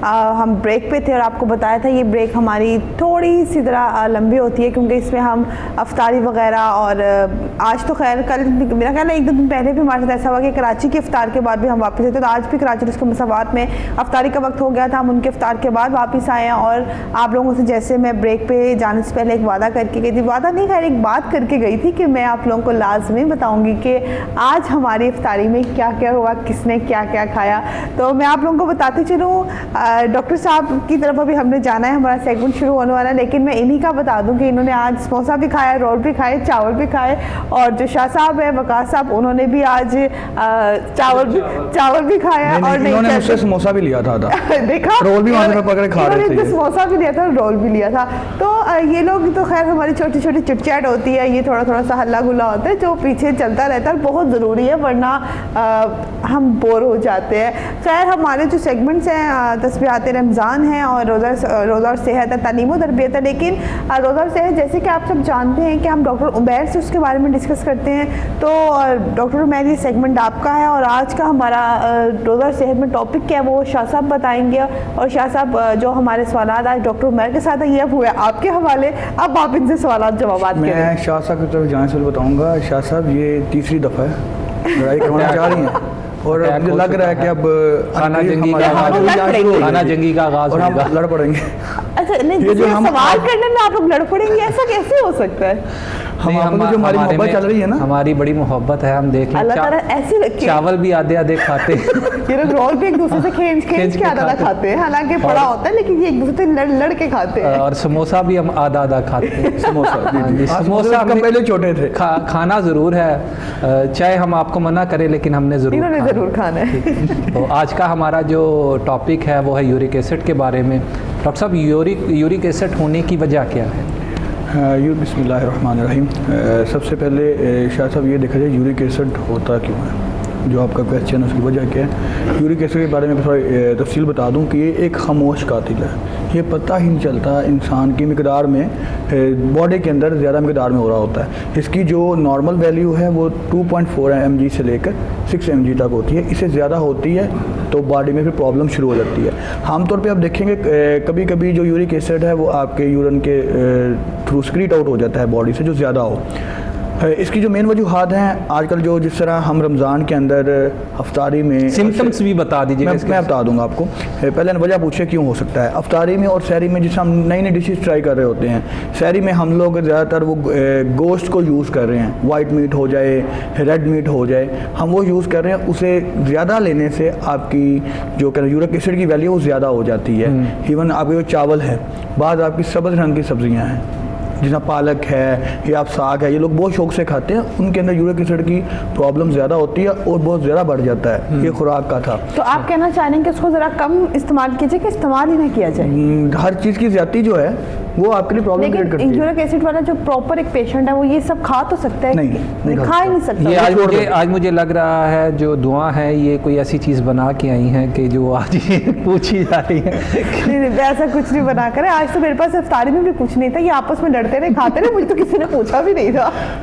अच्छा, उसमें ये प्रॉब्लम है कि जिस वक्त यूरिक एसिड ज़्यादा होगा, आपके ये पाँव के जो पंजे हैं, जो पाँव की उंगलियां हैं, हाथों की उंगलियां हैं, इनको इनके ना प्रॉब्लम शुरू हो जाएगी, दर्द शुरू हो जाती है। अक्सर हम पेशेंट देखें जिनके हाथ जो होते हैं वो कोई चीज़ पकड़ते हैं हमें दर्द शुरू हो जाती है, बेसिकली यूरिक एसिड की ही एक प्रॉब्लम है। उसके अलावा यूरिक एसिड जो हमारी बॉडी में लिवर पे, हमारे किडनीज पे अफेक्ट करता है। किडनी के अक्सर जो कहते हैं कि मेरे गुर्दे में पथरी है या स्टोन है, उसकी प्रॉब्लम यूरिक एसिड ही है। आपके घुटनों के अंदर वो क्रिस्टल की फॉर्म में आ जाता है। प्यूरिन एक अज्जा जो कि खून में शामिल हो के फिर वो क्रिस्टल की फॉर्म में आता है और आपको प्रॉब्लम क्रिएट करता है चलने में, फिरने में। आपके जो बड़े जॉइंट्स हैं लाइक ये आपके नीज वगैरह और आपके ये जो है शोल्डर जॉइंट्स हैं, इनमें प्रॉब्लम ज़्यादा हो जाती है। अच्छा, ये सबसे पहले जो अटैक है वो आपके बोन्स पे करता है? हाथों की उंगलियों में, ठीक, जो हाथों की उंगलियां हैं, पाँवों की उंगलियां हैं, उन पे ज़्यादा अटैक करेगा। तो इसमें यह है कि आप इसको कंट्रोल कर सकते हैं। ठीक, बीमारियां आती अल्लाह की तरफ से हैं, लेकिन जिस तरह की अगर डाइट है हम उसको कंट्रोल करते हुए अपनी बीमारियों से लड़ सकते हैं। मेडिसिन तो आप यूज़ करेंगे, लेकिन मेडिसिन के साथ एहतियात, वो कहते हैं ना एहतियात ज़्यादा बेहतर है दुआ के। सही। تو اس کے لیے کوئی خاص ایکسرسائز یا خاص کوئی واک؟ واک تو اس میں تو جب گھٹنوں میں درد ہوگی پیشنٹ چلا ہی نہیں جائے گا. صحیح. بہت زیادہ تھوڑا بہت چلے گا, وہ اٹھ کے بیٹھے گا, اس کو درد شروع ہو جائے گی. تو اس میں یہ ہے کہ آپ نے اس طرح کی جو چیزیں ہیں اپنی روزمرہ روٹین سے نکال دینی ہیں. جیسے وائٹ میٹ ہے, چکن بہت زیادہ یوز کرتے ہیں, جس طرح آج کل ہم لوگ ہیں وہ ایک لفظ استعمال کرتے ہیں ممی ڈیڈی بچے, تو برگر بوائے بھی کرتے ہیں. برگر بوائے جو کہتے ہیں, تو وہ زیادہ تر وہ یہ یوز کر رہے ہوتے ہیں. ٹھیک. جتنا وہ میٹ اور ان چیزوں کو, چکن کو زیادہ یوز کرتے ہیں, ان کا پرابلم ہے. ریڈ میٹ ریڈ جو ہے وہ میٹ وہ یوز کرتے ہیں, اس میں پرابلم ہوتی ہے. شاید سے مجھے ابھی برگر سے نے بات کی تو مجھے یاد آ گیا, کل آپ برگر لے کے آئیں گے. جی میں کھایا. میرا آپ خیال کل برگر بھی لے کے آئیں ہے گے. کہ اپنی چیزیں منگوانے سے بہتر ہے آپ لوگ ایک تو ساتھ ساتھ ڈاکٹر عمیر کی سمجھ نہیں آتی تو ساتھ لوگوں کو بتا رہے تھے یہ نہ کھائیں یہ نہ کھائیں, اور بعد میں آپ کی فرمائشیں بھی بھرپور ہوتی ہے کہ کل یہ بھی لے کر آئیے گا, کل یہ بھی لے کر آئیے گا. ناظرین میں یہ بھی بتاتے چلوں, کل ہم نے برگر کھایا تھا افطار کے بعد, میں نے اور ڈاکٹر عمیر نے, اس لیے ہمیں برگر بہت یاد ہے, اور آج بھی شاید ہم کھائیں. آج نہیں, آپ کل افطاری میں میری اور میری ٹیم کے لیے لے کے آئیں گے. یہ آپ کا پرومس ہو گیا. نہیں میں نے پرومس نہیں کیا. میں نے کہہ دیا پرومس کر لیا. اچھا, دوسری طرف ہم آتے ہیں کہ ہم اسے کس طرح بچا جا سکتا ہے. ہم کون کون سی چیزوں کو یوز کر سکتے ہیں. ہم لیمن ہے ان کو یوز کر سکتے ہیں, ہم گاجریں ان کا جوس نکال کے پی سکتے ہیں, اور گاجریں ہونی جن میں جوس زیادہ ہو, سوکھی گاجریں نہیں ہونی چاہیے, وہ یوز کر سکتے ہیں. ہم چیری جو آج کل آ رہی ہے آپ وہ لے سکتے ہیں. ڈاکٹر صاحب آپ پھلوں کا تو بڑی جلدی بتاتے ہیں, سبزیوں کو بھی تھوڑا بتایا. گاجر سبزیوں میں سر وہ آپ نے کل بھی جو آپ نے بتایا تھا وہ آپ پھلوں تک محدود رہتے, سبزیوں پہ بھی گائیڈ کیا. سبزیاں دیکھیں میں نے آپ سے جیسے کھیرا ہو گیا, جیسے یہ ہمارے جو گھروں میں استعمال ہوتا ہے کھیرا وغیرہ آپ کی بات کر رہے ہیں. دیکھیں ہر چیز آپ کے لیے بہتر ہے جو ایک لمٹ تک ہو. لمٹ سے زیادہ ہوگی آپ کے لیے پرابلم کریٹ کرے گی. اب جس طرح ساگ کا سیزن آتا ہے, وہ کیا کہتے ہیں کہ 7 دن آپ لگاتار ساگ کھاتے رہتے ہیں, تو پرابلم آپ کو ہوگی. جاتی کر رہے ہیں اپنے ساتھ, جب وہ کرسٹل کی فارم میں آئے گا آپ کو چلنے میں پرابلم ہوگی. لیکن تب تک دیکھیں مزہ بھی تو نہیں آتا جب تک ہم ساگ بنا کے اس کو 15 دن میں نے کر لیں. ڈاکٹر عمیر کو ایک بات کی تھی کہ ہم لاہور والے نا کھانے پینے میں بڑے ٹھیک ہے, تو اور یہ ہماری فیوریٹ ڈشوں میں ہوتی ہے سرسوں کا ساگ اور مکی کی روٹی. یہ پھر نا میری ٹیم سے ہے کہ اس کا سیگمنٹ چینج کرتے ہیں, روزہ صحت کو چھوڑ کے نا روزہ اور روٹی رکھتے ہیں کہ ہم کھائیں کس طرح. جس طرح آپ لاہور ہیں نا, لاہور والے ہیں, میں بھی لاہور والا ہی ہوں, لیکن نہیں آپ باتیں وہ کر رہے ہیں کہ آپ لاہور کے لگ رہے ہیں. ہر چیز کی لمٹ, اعتدال, ہر چیز کا فرمایا گیا نا, کسی بھی چیز کی زیادتی ہو, ایک لمٹ میں رہ کے چیز کرتے رہیں گے وہ بہتر. لیکن ڈاکٹر صاحب اگر تھوڑا سا آپ اس کو دیکھیں, یہ ابھی اتنا زیادہ یہ بیماری شروع ہوئی ہے, تھوڑا سا پیچھے لے جائیں تو اس کے بارے میں اتنی کوئی سننے میں آتا تھا کہ نہیں ہے, کوئی اتنا ایشو نہیں ہے. حالانکہ وہاں پہ اس وقت بھی ساگ کا بڑا استعمال کرتے تھے لوگ, گوشت کا بڑا استعمال کرتے تھے. ابھی اتنا کیوں؟ کیونکہ اس کی کوئی ہے کہ ٹینشن کی وجہ سے, اسٹریس کی وجہ سے بھی. ٹینشن اسٹریس نہیں ہے. اب ہم لوگ, میں نے اسی نے بتایا تھا کہ رمضان ہمارے لیے پہلے کھانے کمانے اور پھر عبادت کا ذریعہ ہے. غلط ہے یہ کہ ہم رمضان کے اندر خاص طور پہ بہت زیادہ بات پریز شروع کر دیتے ہیں کہ ڈفرینٹ وہ کیا نام ہے, جو چیزیں ہم نے سارا سال نہیں نہ کھائی ہوتی وہ ہم نے طے کیا ہوتا ہے کہ ہم نے رمضان کے اندر کھانی ہے. وہ کوئی بھی نئی چیز ہو جاتی ہے, وہ گھر میں وہ کوئی بھی آپ کی فیملی جو ہے کک ہوتا ہے وہ ریسپی دیکھ لیتا ہے جی نئی چیز بنائی ہے. اب اس میں یہ نہیں دیکھنا نئی چیز پرابلم ہونے کی آپ کے ساتھ, اس میں کس چیز کا آپ نے کس اجزاء کا استعمال کیا ہے. آج کل ہمارے گھر میں چائنیز بہت زیادہ بنتا ہے, کسی بھی گھر میں چلے جائیں چائنیز کو بہت زیادہ یوز کر رہے ہیں. چائنیز چاول جو آپ اکثر جن کی بات آپ کرنا چاہ رہے ہیں میں اس کی طرف آ جاتا ہوں. کہ آپ چائنیز چاول کھا رہے ہوتے ہیں تو روز آپ چاول کھائیں گے اس سے کوئی پرابلم ہو جائے گی. جتنے زیادہ لوگ چاول کھاتے ہیں وہ اٹھتے ہیں نا, ان کے آپ زاویے دیکھیے ان کی شکل کے 10-15 زاویے بنتے ہیں اٹھتے ہوئے بھی, ان کے گھٹنوں میں سیئر پین ہوتی ہے. میڈیسن آپ ضرور لیں گے, صحیح, میڈیسن سے فرق پڑے گا, لیکن اس سے پہلے یہ ہے کہ آپ اپنی ڈائٹ کو بہتر کریں. آپ فریش چیزوں کی طرف کیوں نہیں آتے؟ آپ نے ضروری روز میٹ اور روز آپ نے چاول کھانے. ڈاکٹر صاحب جوسز کا بھی ایک ٹائم ہوتا ہے, یہ نہیں کہ آپ رات کو اب آج کل کا سیگمنٹ آپ لے لیں, افطاری کے بعد آپ جوس لے لیں, ٹھیک ہے ایک سمجھ میں آتی ہے, لیکن اس کے بعد صرف آپ کے پاس ایک رات رہ جاتی ہے سحر تک. رات کو جوسز لینے میں کوئی ہے پرابلم؟ اگر آپ لینے کا واک کرنا شروع کریں نا, ٹھیک, اب جس طرح ہم لوگ ہیں, ہم لوگ اکثر رات کو جوس لے کے واک کر رہے ہوتے ہیں, واک کرتے ہوئے جوس بھی پی رہے ہوتے ہیں, تو زیادہ تر جو بہتر ٹائم ہے وہ صبح ناشتے میں, بریک فاسٹ میں. اگر سحری ہو رہی ہے تو آپ رمضان میں اندر افطاری میں آپ جوس لے لیتے ہیں, لیکن جوس کون سے ہیں جو آپ نے خود بنانے ہیں گھر کے اندر, نیچرل چیزوں کے جوس. صحیح, یہ دوسرے جوس نہیں لینے ہیں آپ نے, یہ آپ نے کولڈ ڈرنکس, یہ جوس ان سے اوائڈ کریں. ان کے یہ آپ کو کیا نام ہے اس کی کسی بھی چیز کی آپ زیادتی لے لیں نا, کسی بھی کوئی آرٹیفیشل چیز ہوگی آپ کی جن پہ پریزرویٹیوز ہوں گے وہ اگلی پرابلم کریٹ کریں گے.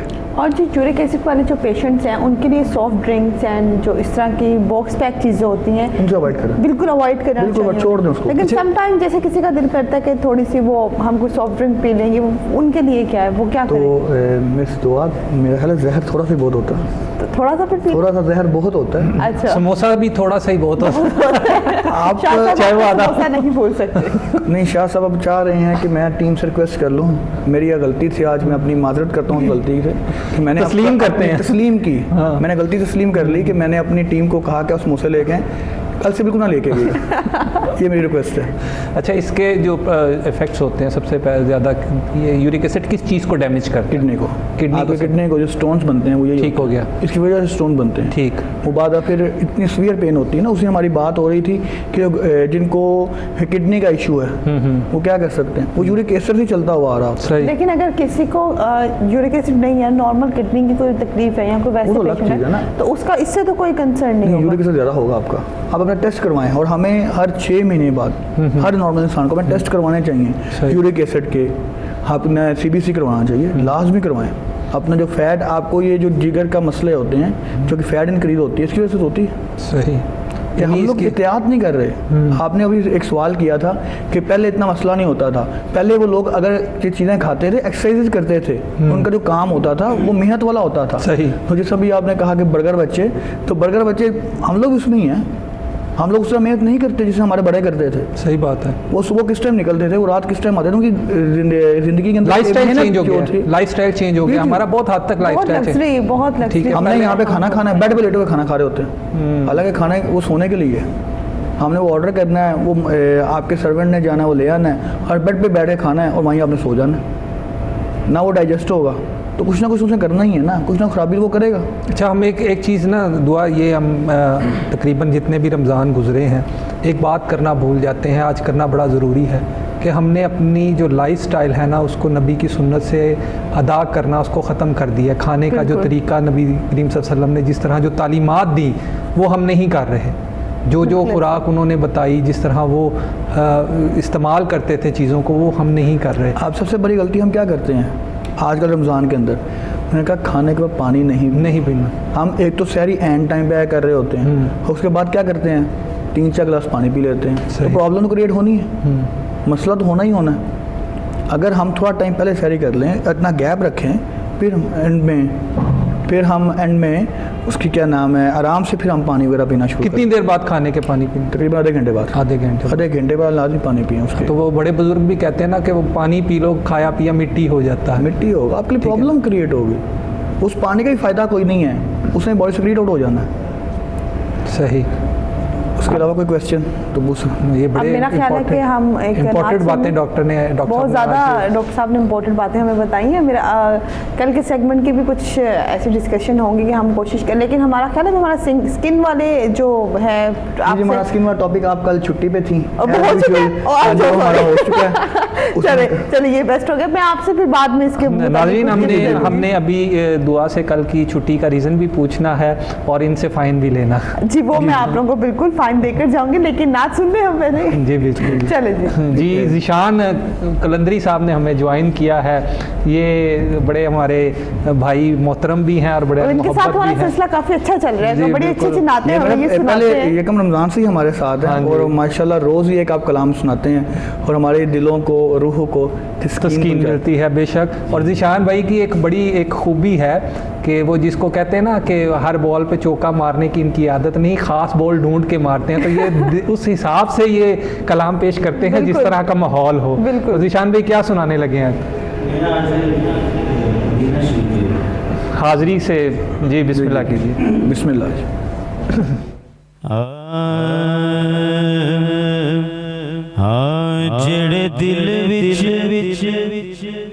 جڑے دل وچ رکھ دے نے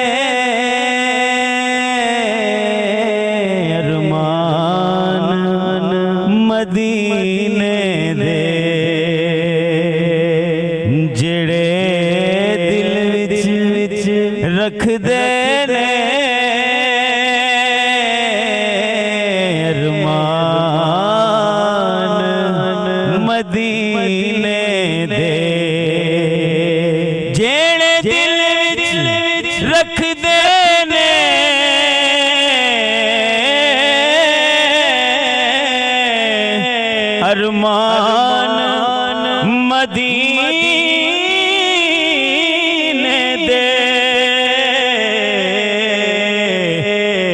بن جاندے او بن جاندے کدی نہ کدی مہمان مدینے دے او بن جاندے بن جاندے او بن جاندے کدی نہ کدی مہمان مدینے دے مولا تیرا شکر کرا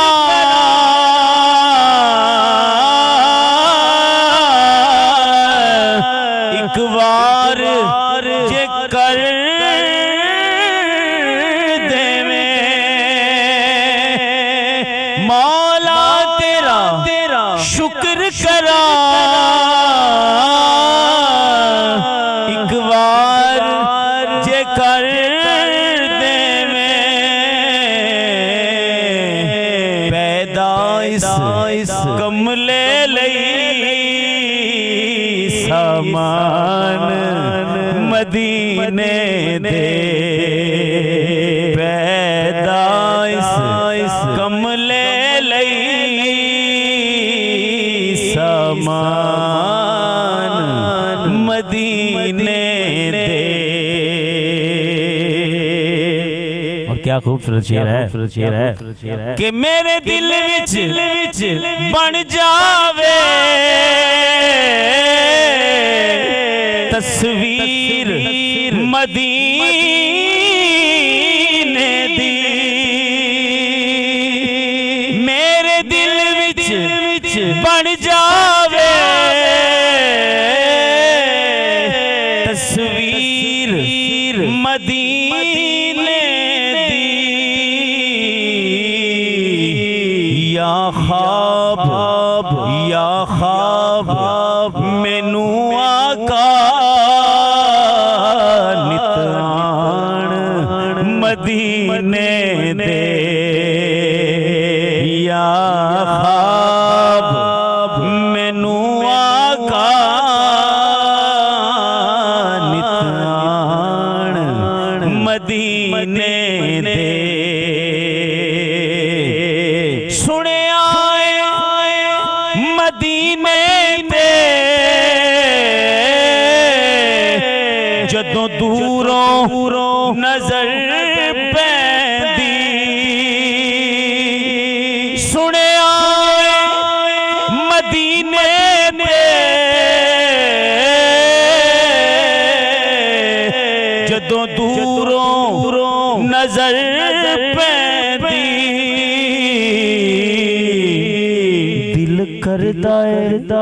دل کردا ہے ہو جائے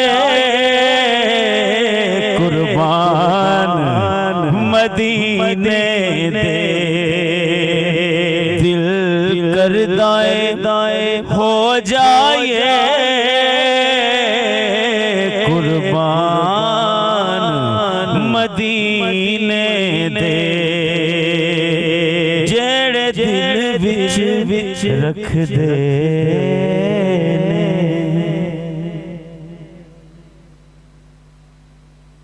کہ شاہ صاحب شعر سنا دیں میں بڑا غور کرتا ہوں جب وہ سنایا تو مجھے لٹرلی جو ہم نے لاسٹ عمرہ کیا تھا تو میرے ذہن میں سارا وہ کیا نام ہے سین آ رہا تھا اور وہ جو مزے لطف تھے وہ تو نہیں آ سکتا لیکن اس کی جو جھلک ہے نا وہ نظر آئی. ذیشان بھائی آپ کا کلام شعر میں سنا دیتا ہوں تے گرداب میں جس وقت سفینہ نظر آیا گرداب میں جس وقت سفینہ نظر آیا میں ڈوب رہا تھا کہ مدینہ نظر آیا اور سرکار دو عالم کا لیا نام جو ناصر سرکار دو عالم کا لیا نام جو ناصر ہر موج کے ماتھے پہ پسینہ نظر آیا گرداب میں جس وقت وہ کہتے ہیں مومن ہوتا ہے نا اس کی طرف جو ہوتی ہے نا ڈاکٹر صاحب مدینے کے ساتھ لگی ہوتی ہے. ایک بات دیکھیے کہ ایک چاہت کیسی ہے تڑپ کیسی ہے کہ آپ کو آپ کے سامنے تصویر بھی آ جائے نا مدینہ پاک کی تو آپ کا دل جو ہوتا ہے نا وہ ہوتا ہے کہ بس میں کسی طرح پہنچ جاؤں. تو میری دعا ہے سب سے اور آپ بھی ہمارے دعا کریں کہ اللہ تعالیٰ انشاءاللہ اگلے رمضان ہم مدینے میں بیٹھ کے افطاری الہی آمین، انشاءاللہ۔ الہی آمین۔ اب میرا خیال ہے ہمارا اگلا سیگمنٹ ہے تسبیحات رمضان۔ میں بتاتا ہوں دعا، ہمارا اگلا جو سیگمنٹ ہے تسبیحات رمضان ہے۔ تو آج کی جو ہماری تسبیح ہے وہ اکثر اسکولوں میں پڑھائی جاتی ہے، اکثر سب کا مجھے نہیں پتہ لیکن ہماری دفعہ پڑھائی جاتی تھی، اور ایون ہمارے جو بلیک بورڈ ہوتا ہے اس کے اوپر لکھا بھی ہوتا تھا۔ تو آج کی ہماری تسبیح ہے ربی زدنی علما۔ اس کے بارے میں شاہ صاحب ہم آپ سے ہی کویسچن کریں گے اور مولانا صاحب سے کویسچن کریں گے۔ پہلے آپ تو ہمارے ساتھ ہی رہتے ہیں روز، تو ذرا مولانا صاحب کی طرف چلتے ہیں۔ جی مولانا صاحب ذرا اس کے بارے میں فرمائیے گا، جو تسبیح ہے ربی زدنی علما، اس کا عام مفہوم تو ہے کہ اے اللہ میرے علم میں اضافہ فرما، اس کے علاوہ ذرا اس کی بریف سے ایک تشریح کر دیجیے ذرا۔ جی بسم اللہ الرحمن الرحیم۔ جو آج کی جو تسبیح ہے ربی زدنی علما، یا بعض حضرات اس کو اس طرح بھی پڑھتے ہیں وقر ربی زدنی علما۔ ایک تو یہ دعائیہ کلمات بھی ہیں، جی یعنی اللہ کی بارگاہ میں التجا کی جاتی ہے باری تعالیٰ میرے علم میں اضافہ فرما۔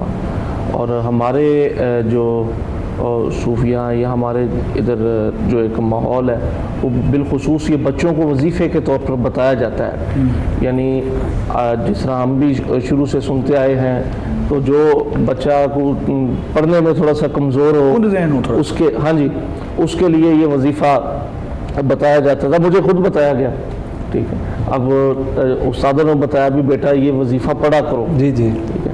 تو اب ربی زدنی علما، اللہ میرے علم میں اضافہ فرما۔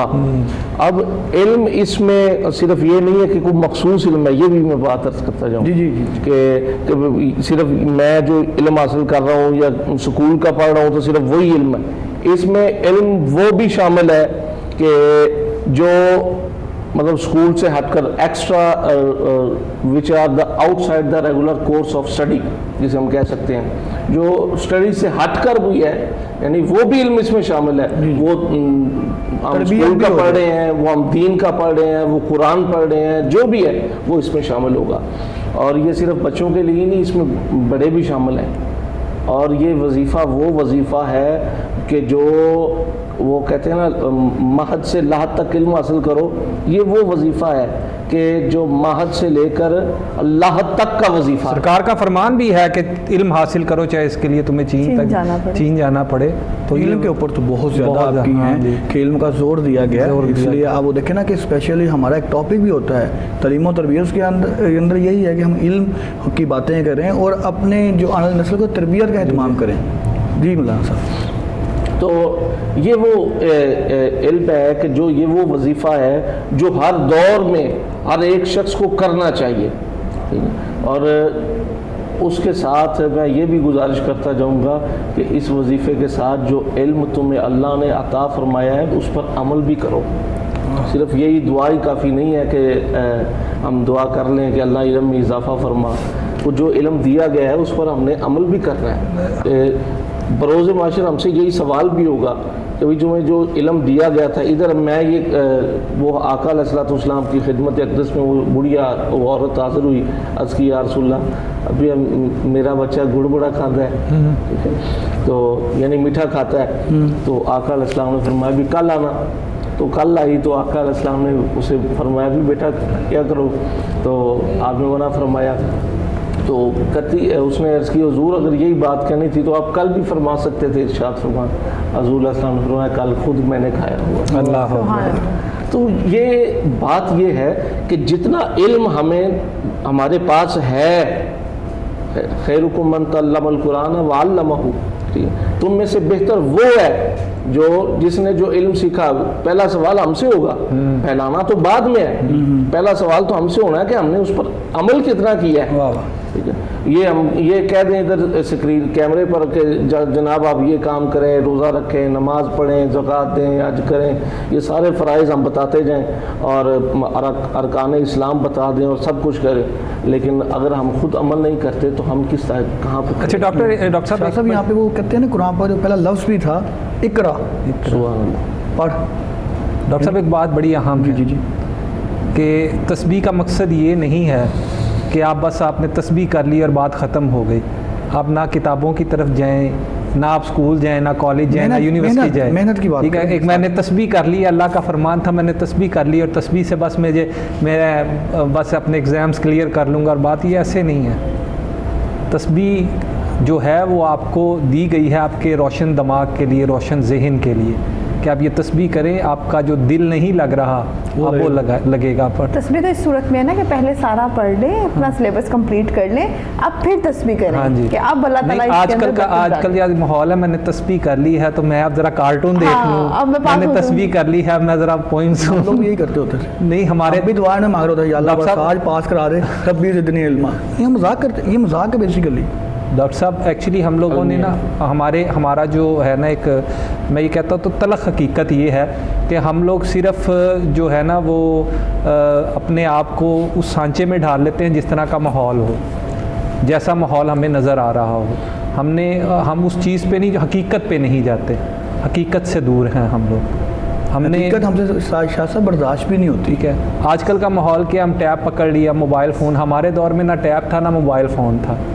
ٹھیک ہے, ہم نے صرف ہمارا جو تھا, ہم ایک بکس کے ساتھ ہم اسٹڈی کرتے تھے. اب آج کے بچے کیا کرتے ہیں, آج کا بچہ جو ہے وہ آپ سے زیادہ سرچ میں ڈوب جاتا ہے. سر یہ کیا کس نے ہے, جو پرابلم کریٹ کس نے کی ہے, یہ پیرنٹس نے, جو آگے جنریشن کے پیرنٹس ہیں, انہوں نے یہ پرابلم کریٹ کی ہے.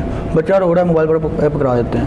وہ بچہ بھی ہم سے زیادہ جلدی یوٹیوب پر سرچ کر رہا ہوتا ہے, وہ دیکھ رہا ہوتا ہے, اس کو یہ پتہ ہے کمنٹنگ کیسے. اچھا, ہمارے دور میں ایک بات بڑی تھی کہ ہم لوگ اسکولس کالجز سے آتے تھے نا, تو ہمارے والدین ہماری بکس چیک کرتے تھے, کاپیز چیک کرتے تھے. لیکن آج کے دور میں ایسا کچھ بھی نہیں ہے.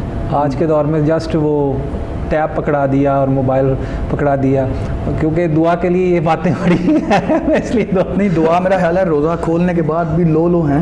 ذرا شاہ صاحب میں تھوڑی جان شان آ گئی ہے, وہ بڑا مطلب کھل کے انرجیٹک ہوئے ہوئے ہیں, وہ بات کر رہے ہیں. تو میرا خیال ہے آپ اس وقت بالکل. دعا نے سموسہ نہیں کھایا, دعا نے ہمارے سموسے کو نظر لگا دیا. بالکل. تو اچھا مولانا, مجھے یہ بتائیں کہ اس کے لیے کوئی مخصوص وقت بھی ہے, جیسے تسبیح کا؟ اب جیسے اکثر لوگ اپنی, جیسے ہم کسی بڑے کی بات کریں, میں اپنی بات کروں, شاہ صاحب کی کروں, اگر ہم کسی قرآن پہ اسٹڈی کر رہے ہیں یا کچھ بھی کر رہے ہیں, تو کیا ہم اس کے لیے کوئی مخصوص, جیسے باقی تسبیحات کا ایک وظیفے کے طور پہ آپ اسے کر سکتے ہیں, تو اسے آپ کسی وظیفے کے طور پہ کر سکتے ہیں کہ یہ نارمل آپ کسی بھی ٹائم چلتے پھرتے ہیں یا آپ کسی بھی لحاظ سے پڑھ سکتے ہیں؟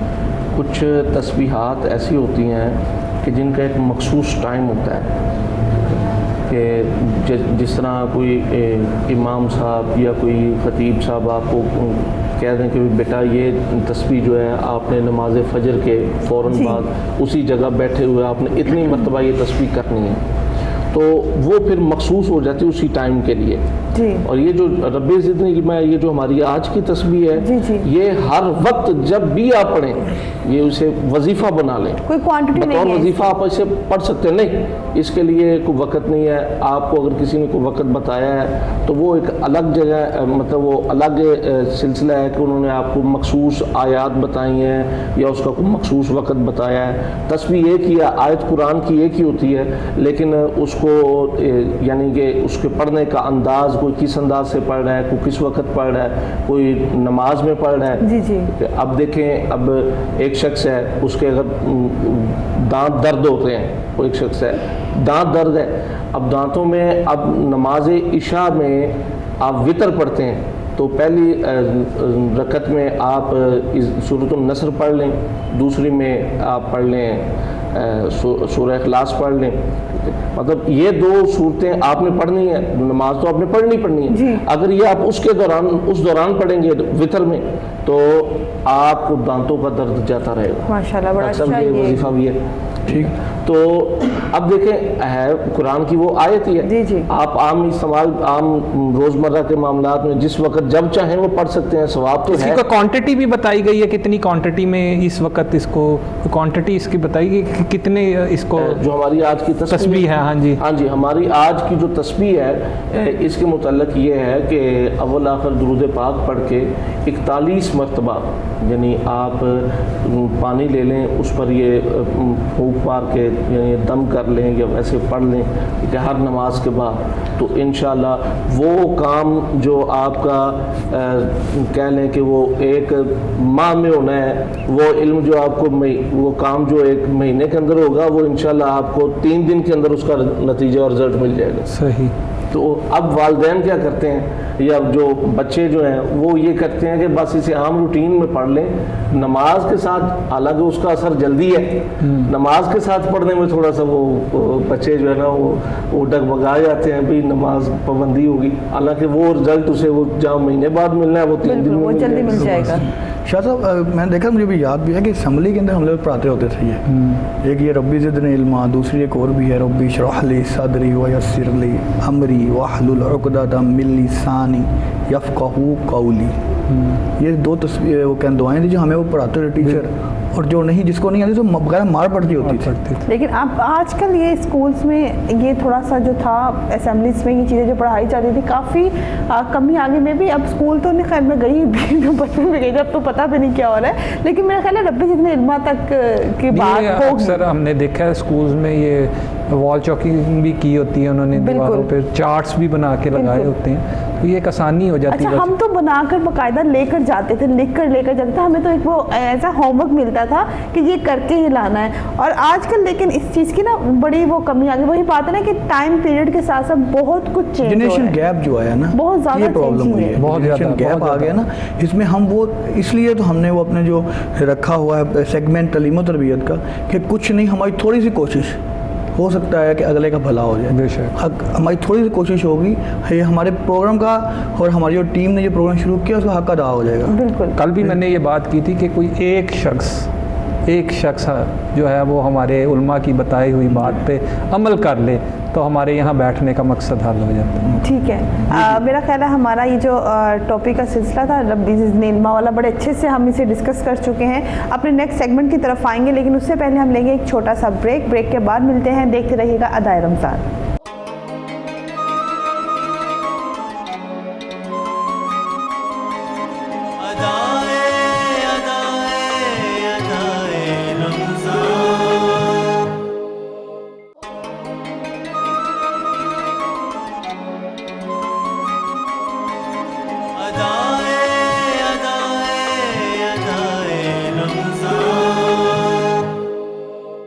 ویلکم بیک ناظرین، ہم آ گئے ہیں واپس اور آپ دیکھ رہے ہیں پروگرام ادائے رمضان۔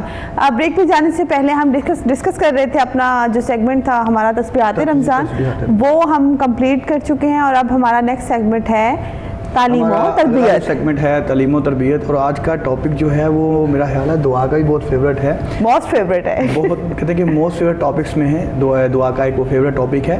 آج کا ہمارا ٹاپک ہے جانوروں کے حقوق۔ جس طرح انسانوں کے حقوق ہوتے ہیں اس طرح کچھ جانوروں کے بھی حقوق ہیں، تو اس کے بارے میں بات کریں گے انشاءاللہ، اور مولانا صاحب سے۔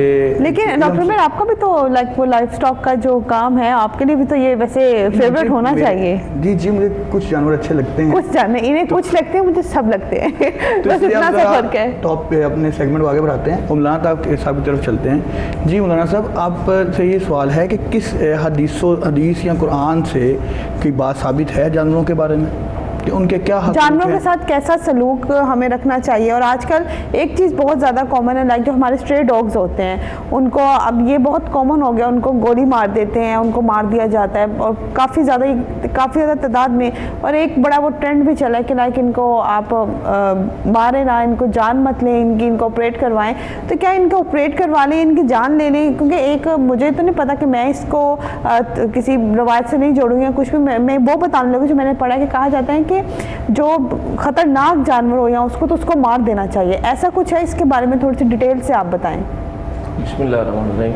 لیکن جی جانوروں کا ذکر آپ نے کہا قرآن یا حدیث سے، تو قرآن کریم فرقان حمید میں اللہ رب العالمین نے 200 آیات میں جانوروں کا ذکر فرمایا ہے، اور اس میں 35 جانوروں کے نام ایسے ہیں، یعنی جس میں کئی نام جو ہے آپ دیکھ لیں سورۃ البقرہ ہے، جی قرآن کریم فرقان حمید کی سورت بہت بڑی سورت ہے، اور یہ نام بھی ایک گائے کے ان سے منسوب ہے۔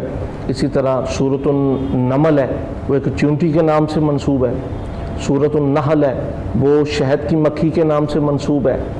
اور پھر سورۃ العنکبوت ہے، ٹھیک ہے۔ پھر اس کے ساتھ سورۃ الفیل دیکھ لیں آپ، ٹھیک ہے۔ سورۃ العنکبوت مکڑی کے نام سے منسوب ہے، اور سورۃ الفیل جو ہے وہ ہاتھی کا ذکر ہے، ٹھیک ہے۔ یعنی اللہ رب العالمین 35 جانوروں کا ذکر فرمایا ہے، قرآن میں اللہ رب العالمین نے 35 جانوروں اور 200 آیات میں یہ جانوروں کا ذکر ہے، ٹھیک ہے۔ اور پھر دیکھیں کہ جانوروں کے ساتھ جو حسن سلوک ہے اور جس انداز کے ساتھ پیش آنا چاہیے، یہ آقا علیہ الصلوۃ والسلام کی آمد سے قبل جو ایک وہ جاہلیت کا زمانہ تھا، یہ جاہلیت کا دور تھا، اور اس وقت جو جانوروں کے ساتھ سلوک ہوتا ہے وہ تو ہم بیان بھی نہیں کر سکتے۔ جس طرح وہ وہاں اس وقت تو اولاد کے ساتھ، بیٹیوں کے ساتھ اس طرح کا سلوک ہوتا تھا، تو جانور تو وہ کسی کھاتے میں نہیں لکھتے تھے۔ اب دیکھیں کہ رسول کائنات صلی اللہ علیہ وسلم جب کائنات میں تشریف لائے، رحمت عالم صلی اللہ علیہ وسلم، میرے اور آپ کے، ہم سب کے آقا، صرف انسانوں کے لیے رحمت نہیں بلکہ پوری کائنات کے لیے رحمت بن کر آئے ہیں، رحمت للعالمین بن کر آئے ہیں، اور اس میں جانوروں کے لیے بھی آپ رحمت ہیں، انسانوں کے لیے بھی آپ رحمت ہیں، ہر ایک کے لیے رحمت ہے۔ بلکہ میں یہاں پر وہ ایک مثال چھوٹی سی عرض کرتا جاؤں۔ ایک صحابی رسول آقا علیہ الصلوۃ والسلام کی خدمت اقدس میں حاضر ہوئے، تو ابھی صحابہ کرام موجود تھے، آقا علیہ الصلوۃ والسلام تشریف فرما ہیں، اور صحابہ کے درمیان ایک صحابی کیا ہوا کہ راستے سے گزرتے ہوئے آئے، اور انہوں نے کیا کیا؟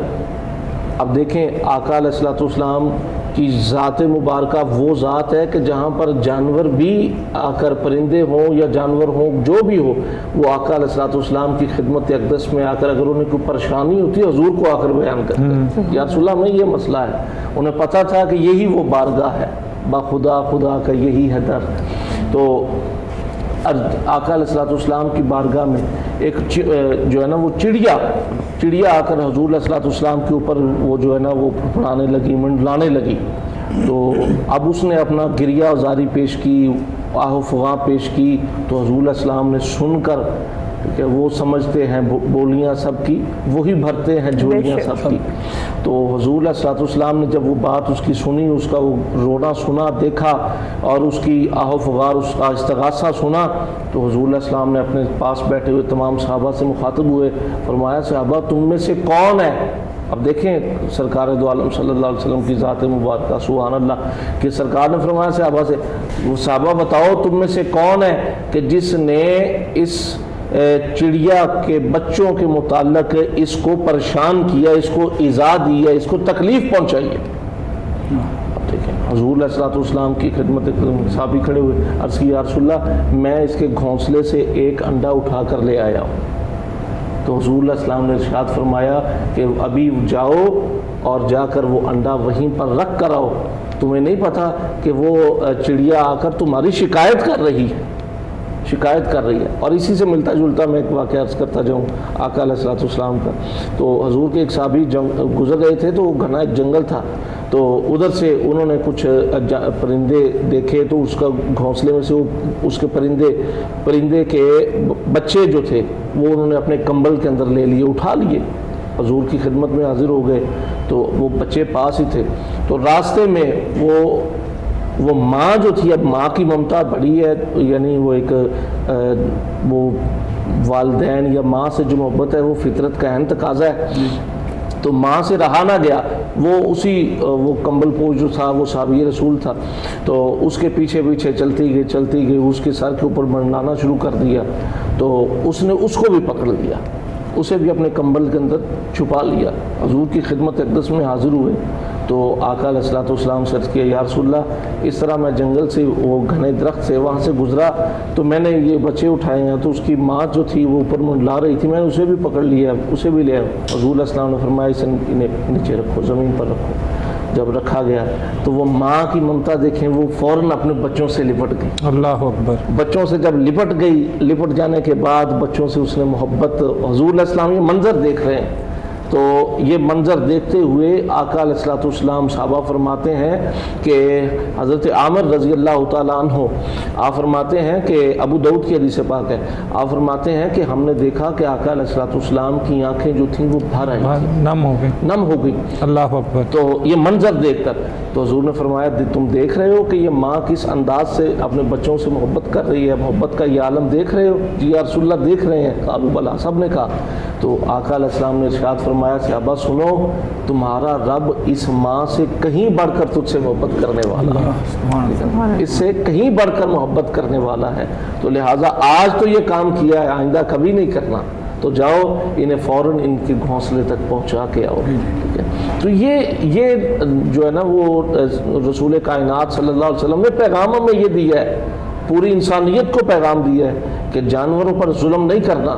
لوگ یہ ہوتا ہے کہ جناب جانور کو چارہ ڈالتے نہیں ہیں، اسے کھانے کے لیے کوئی چیز دیتے نہیں ہیں اور مارنا پیٹنا شروع کر دیتے ہیں۔ حضور علیہ السلام نے ارشاد فرمایا جو کسی جانور پر ظلم کرے گا بروز محشر میں محمد صلی اللہ علیہ وسلم اس جانور کا حق جو تو نے اسے نہیں دیا میں بروز محشر تجھ سے اس کا حق دلوا کر رہا ہوں۔ اللہ اکبر۔ جی شاہ صاحب جو آپ کیا کہنا چاہیں گے؟ یہ جو اکثر ہم نے یہ دیکھا ہے کہ ہم جانور خرید لیتے ہیں پالنے کے لیے اس کو، کچھ لوگ اگر آپ کتا رکھ لیں تو کتے کو رکھ لیتے ہیں، کچھ بلی کا کسی کو شوق ہوتا ہے رکھ لیتے ہیں، چارہ بھی ڈالتے ہیں سارا کچھ اس کا، لیکن کچھ اس کے خاص جو ہوتی ہے اس کی جو پرورش کے لیے خاص چیزوں کی ہوتی ہے وہ اس طرف توجہ نہیں لے کے جاتے، جیسے آج کل وہ انجیکشنز لگتے ہیں یا ان کو کوئی خاص میڈیسنز کے لیے بخار چڑھ گیا تو جانور اٹھا کے باہر پھینک دیتے ہیں، یا کوئی بیماری ان کو آ جاتی ہے جانوروں کو، اس چیز کی کیئر نہیں کرتی۔ ان لوگوں کے لیے کیا فرمان ہے؟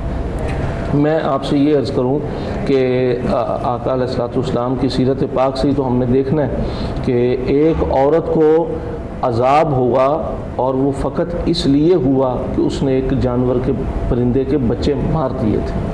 آپ اندازہ کر لیں کہ اور اگر وہی اس ایک عورت ہے، ایسی بھی ہے ایک واقعہ اور ایک مثال ہمیں ایسی بھی ملتی ہے کہ وہ فحاشہ عورت تھی اور اس نے کیا کیا کہ وہ ایک جانور کو وہ پیاسا تھا، اس نے اپنا دوپٹہ جو ہے وہ اس کے اندر وہ کنواں جو تھا اس کے اندر آ کر بھگو کر اسے پانی پلایا اور وہ جو ہی قطرہ اس کے اندر حلق سے نیچے اترا تو وہ تھی تو گناہگار، لیکن اس ایک عمل کے بدلے میں بروز محشر اللہ رب العالمین اسے جنت عطا فرمائے گا، اس ایک عمل کے بدلے میں کہ تو نے بے زبان وہ جو کسی کو کہہ بھی نہیں سکتا، یعنی ہم پر تو وہ ظلم و زیادتی ہوتی ہے ہمارے ساتھ، ہمیں جی یہ مسئلہ ہے، یہ بخار ہے یا کوئی کھانسی ہے، ہم فوراً ڈاکٹر کے پاس بھاگتے ہیں، تو ان کا خیال ہم شوق سے رکھ تو لیتے ہیں، تو ان کا خیال کس نے کرنا ہے؟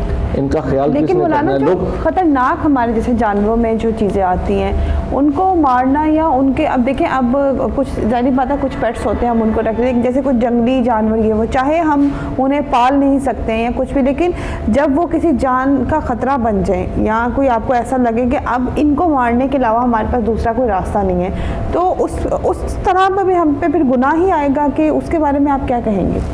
دیکھیں آج کل کے حالات میں جس طرح آپ نے ذکر فرمایا ہے کہ جانوروں کے ساتھ اگر کوئی مطلب وہ آج کل وہ یا مار دیتے ہیں یا آج کل وہ کہتے ہیں کہ بجائے اسے مارنے کے آج کل تو بڑی وہ دوائیاں اور ڈاکٹر صاحب کے حوالے سے کروا دیں گے وہ میڈیسنز وغیرہ نکل آئی ہیں کہ اس سے وہ یہ ہے کہ اس کی جان بھی بچ جاتی ہے اور ہم جو ہے نا اس گناہ کے مرتکب بھی نہیں ہوتے۔ تو یہ ہاسپٹلز اسی لیے لوگوں میں ایک شعور پیدا کرنے کے لیے اب تو یہ ان کے وہ ایمبولینسز وغیرہ بھی وہ گلی محلوں میں بالکل ایسے ان کے لیے ویلفیئرز بن چکے ہیں، ان کے لیے باقاعدہ این جی اوز ہیں، ان کی میڈیکیشنز ہیں، شوق سے رکھ لیتے ہیں جانور کو شوق سے رکھ لیتے ہیں لیکن ہمیں اس کا پتہ نہیں ہے یہ اس کی اب کیا سمٹمز ہیں، اس کو کیا پرابلم ہے۔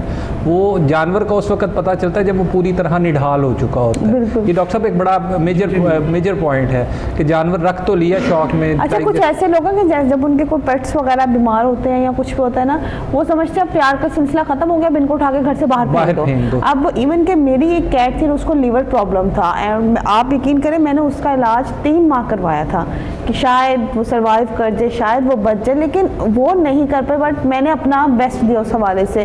مجھے یہ ہوتا ہے کہ آپ کے جو پیٹس ہوتے ہیں، آپ کے جو جانور ہوتے ہیں، ان کو صرف پیار کی حد تک مت رکھیں گے، جب تک وہ چیز ٹھیک ہے آپ کے کام کی، آپ اسے استعمال کیا، اس کے بعد آپ اس کو پھینک دیتے ہیں۔ لیکن اب ایک بڑی اچھی چیز ہے، بڑی ایک اچھی جو آج کل ہماری این جی اوز نکل آئی ان کا بڑا فائدہ ہے کہ اگر آپ نہیں بھی رکھ سکتے ہیں तो वो आपके पेट्स ले जाते हैं। ये एक उसमें बड़ा ना वो आ चुका है, कंपैरिजन आ चुका है कि आपके पेट्स, आपके जानवर सेफ है। इवन कि अब तो एम्बुलेंस भी है जानवरों की, हाँ जी, वो एम्बुलेंस भी वक्त पे पहुंच जाते हैं। वो बताना भी इसलिए चाह रही हैं दुआ के मैं जो ना मुझे जानवर अच्छे लगते हैं और मैं उनकी बहुत केयर करती हूँ। मैं अल्हम्दुलिल्लाह करती हूँ, इसमें बताने नहीं इसमें बताने वाली बात नहीं है। मेरे घर में इस टाइम 7 से 8 बिल्लियाँ मौजूद हैं, तोते मौजूद हैं, मैंने डॉग्स रखे हैं, तो वो इसमें वो नहीं है कि मैं, लेकिन ये है कि जानवर से प्यार करना चाहिए। तो मैंने इसलिए कहा मेरा बहुत फेवरेट जदीद दौर भी आ गया ना, जिस तरह आप देखें हमारे जो लाइफ स्टॉक के फार्म्स हैं उन्होंने बकायदा डॉक्टर्स भी हायर कर लिए। एक्चुअली दुआ बात पता है क्या है कि वही बात आ गई कि हम सिर्फ एक उसको डाइट तक रखते हैं। बिल्कुल। अब इनकी बाकायदा मेडिकेशन है कि आपने इतने माह के बाद और इतने माह के बाद इंजेक्शंस लगते हैं और बाकायदा उसका कार्ड अब बड़ा अच्छा सिस्टम बन चुका है हमारे मुल्क में, बहुत अच्छा सिस्टम बन चुका है। लेकिन हम उस तरफ जाते नहीं हैं। हमारी जो केयर है ना, बस इसको डाइट कर दिया, बस ओके यहाँ पे बात खत्म हो जाती। लेकिन ये इसको देखना चाहिए। अगर आप किसी चीज़ को रख रहे हैं है तो वो भी जानदार ना, बिल्कुल अल्लाह की भेजी हुई। पर ये देखिए हम लोग क्या करते हैं, अपने इस्तेमाल तक हमने हर चीज़ को ना इस्तेमाल बस किया और उसके बाद हमने सिर्फ जब तक वो सेहतमंद है, जब तक वो हमारे साथ खेल रहे हैं, वो हमारे काम के हैं, उसके बाद हमें क्यों लगता है कि वो हमारे किसी काम के नहीं रहे हैं। हालांकि तभी शायद वो वक्त होता है कि जब हमें लगता है कि अब हम खाना पीना तो हर कुछ चलता फिरता भी डाल देता है, लेकिन वो शायद टाइम होता है कि जिस टाइम आपके पेट्स को यहाँ जानवरों को हमारी ज़रूरत होती है। अब जैसे कि मैं आपसे बात करती हूँ, हमारे जो स्ट्रे डॉग्स होते हैं इनको मार देना, इनकी जान लेना आजकल कोई मैटर ही नहीं रहा है, बिल्कुल ईजी है उनके लिए। और लाइन वाइज ऐसे न्यूज़ आती हैं और बड़े आराम से वो बता रहे थे इतने आज मार दे, इतने मार, तो वो एक चीज़ वो रही नहीं है। बाज़ औक़ात आता है कि दिल में उस हवाले से तरस भी नहीं आता। तो शायद आप इस हवाले से क्या कहेंगे कि इंसान सारी अच्छी नहीं किया करे, बेशक अल्लाह ताला ने इसका अजर देना है, सब करे, लेकिन इस कदर जानवरों पे जुल्म जो है, तो क्या आप उसको किस चीज़ के साथ कंपेयर करेंगे? इंसानियत ही नहीं है, इंसानियत ख़त्म हो गई। जिसमें इंसानियत ख़त्म हो गई, और ये जो आपने बात की ना शौक़ की, शौक़ सिर्फ 4 दिन का होता है डॉक्टर साहब, कहीं पर भी चले जाएं 4 दिन के बाद इंसान उसको ख़त्म कर देता है। शौक़ में जब भी आप आते हैं तो 4 दिन के बाद ख़त्म हो जाती है बात। तो जब आप किसी चीज़ को रखते हैं ना, जब किसी चीज़ को लेके आते हैं तो उसकी पूरी केयर करनी चाहिए उसको। मैं अभी वो एक आपसे अर्ज कर रहा था, 4 दिन का शौक़ पूरा हो जाता है और हम जानवर को उठा के बाहर फेंक अब हम लोग अक्सर जानवरों को देखते हैं ना, हम एज ए बिजनेस के तौर पे यूज़ करते हैं, हम बिजनेस नहीं है। वो बिजनेस के पॉइंट ऑफ व्यू से आप उसको साइड पे रखें। मैं ये जो हम बिजनेस के लिए यूज़ कर रहे हैं, मैं आपकी बात पे आ रहा हूँ, जिस चीज़ को हम बिजनेस से यूज़ करते हैं उसके ऊपर हम केयर करते हैं। आप अपने लाइफ स्टॉक में आपके वहाँ पे क्या क्या है? आपके डॉक्टर साहिब आप लोगों ने मतलब जानवरों के 5 से 6 डॉक्टर हैं जिनका हर तीसरे दिन विजिट होता है। अच्छा, आपने कैट्स की बात की, मैं उससे एक छोटी सी बात भी बताता चलूँ।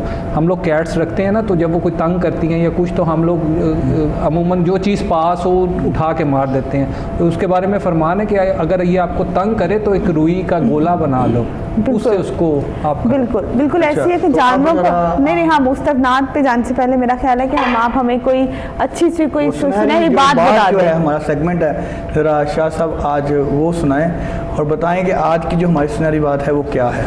आज की जो सुनहरी बात है नाजरीन, वो माँ के हवाले से है।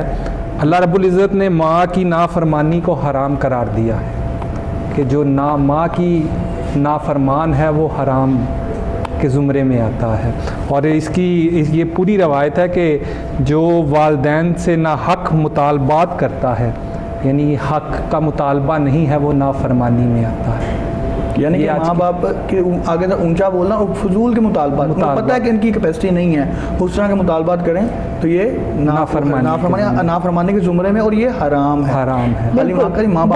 बहुत खूबसूरत शाह साहब ने हमें जो सुनहरी बात बताई। बेशक आपकी माँ, क्योंकि एक आपकी सारी इबादतें एक तरफ, आपकी माँ से मोहब्बत एक तरफ आ जाती है, और ये बहुत प्यारी बात बताई आज शाह साहब ने हमें अपने पेरेंट्स के लिए, अपनी माँ के लिए। और इसी के साथ हमारे प्रोग्राम का वक्त ख़त्म हुआ चाहता है। आप देखते रहिएगा दाए रमज़ान। कल इंशाअल्लाह ताला फिर आप सबसे होगी मुलाकात एक नए दिन के साथ, एक नई इफ्तारी के साथ, और कुछ नए छोटी मोटी जो हमारी चिटचैट होती है उसके साथ, और कुछ अच्छी बातों के साथ, एक नई शाह साहब की सुनहरी बात के साथ। और हम अपना प्रोग्राम ख़त्म करते हैं और उसी के साथ हम एक नात शामिल करते हैं। हमें दीजिए इजाज़त, खुदा हाफिज़।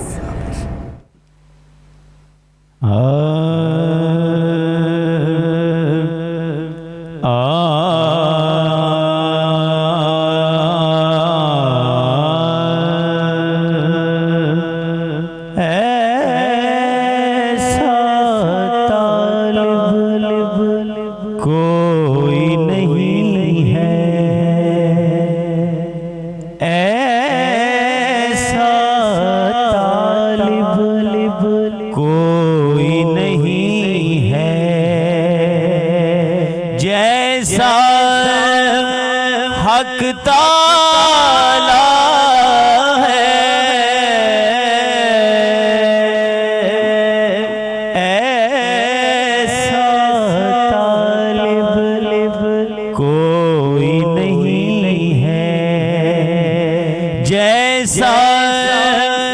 حق تعالی ہے، کوئی نہیں محبوب بھی ایسا جیسا کملی والا ہے، کوئی نہیں محبوب بھی ایسا جیسا کملی والا ہے،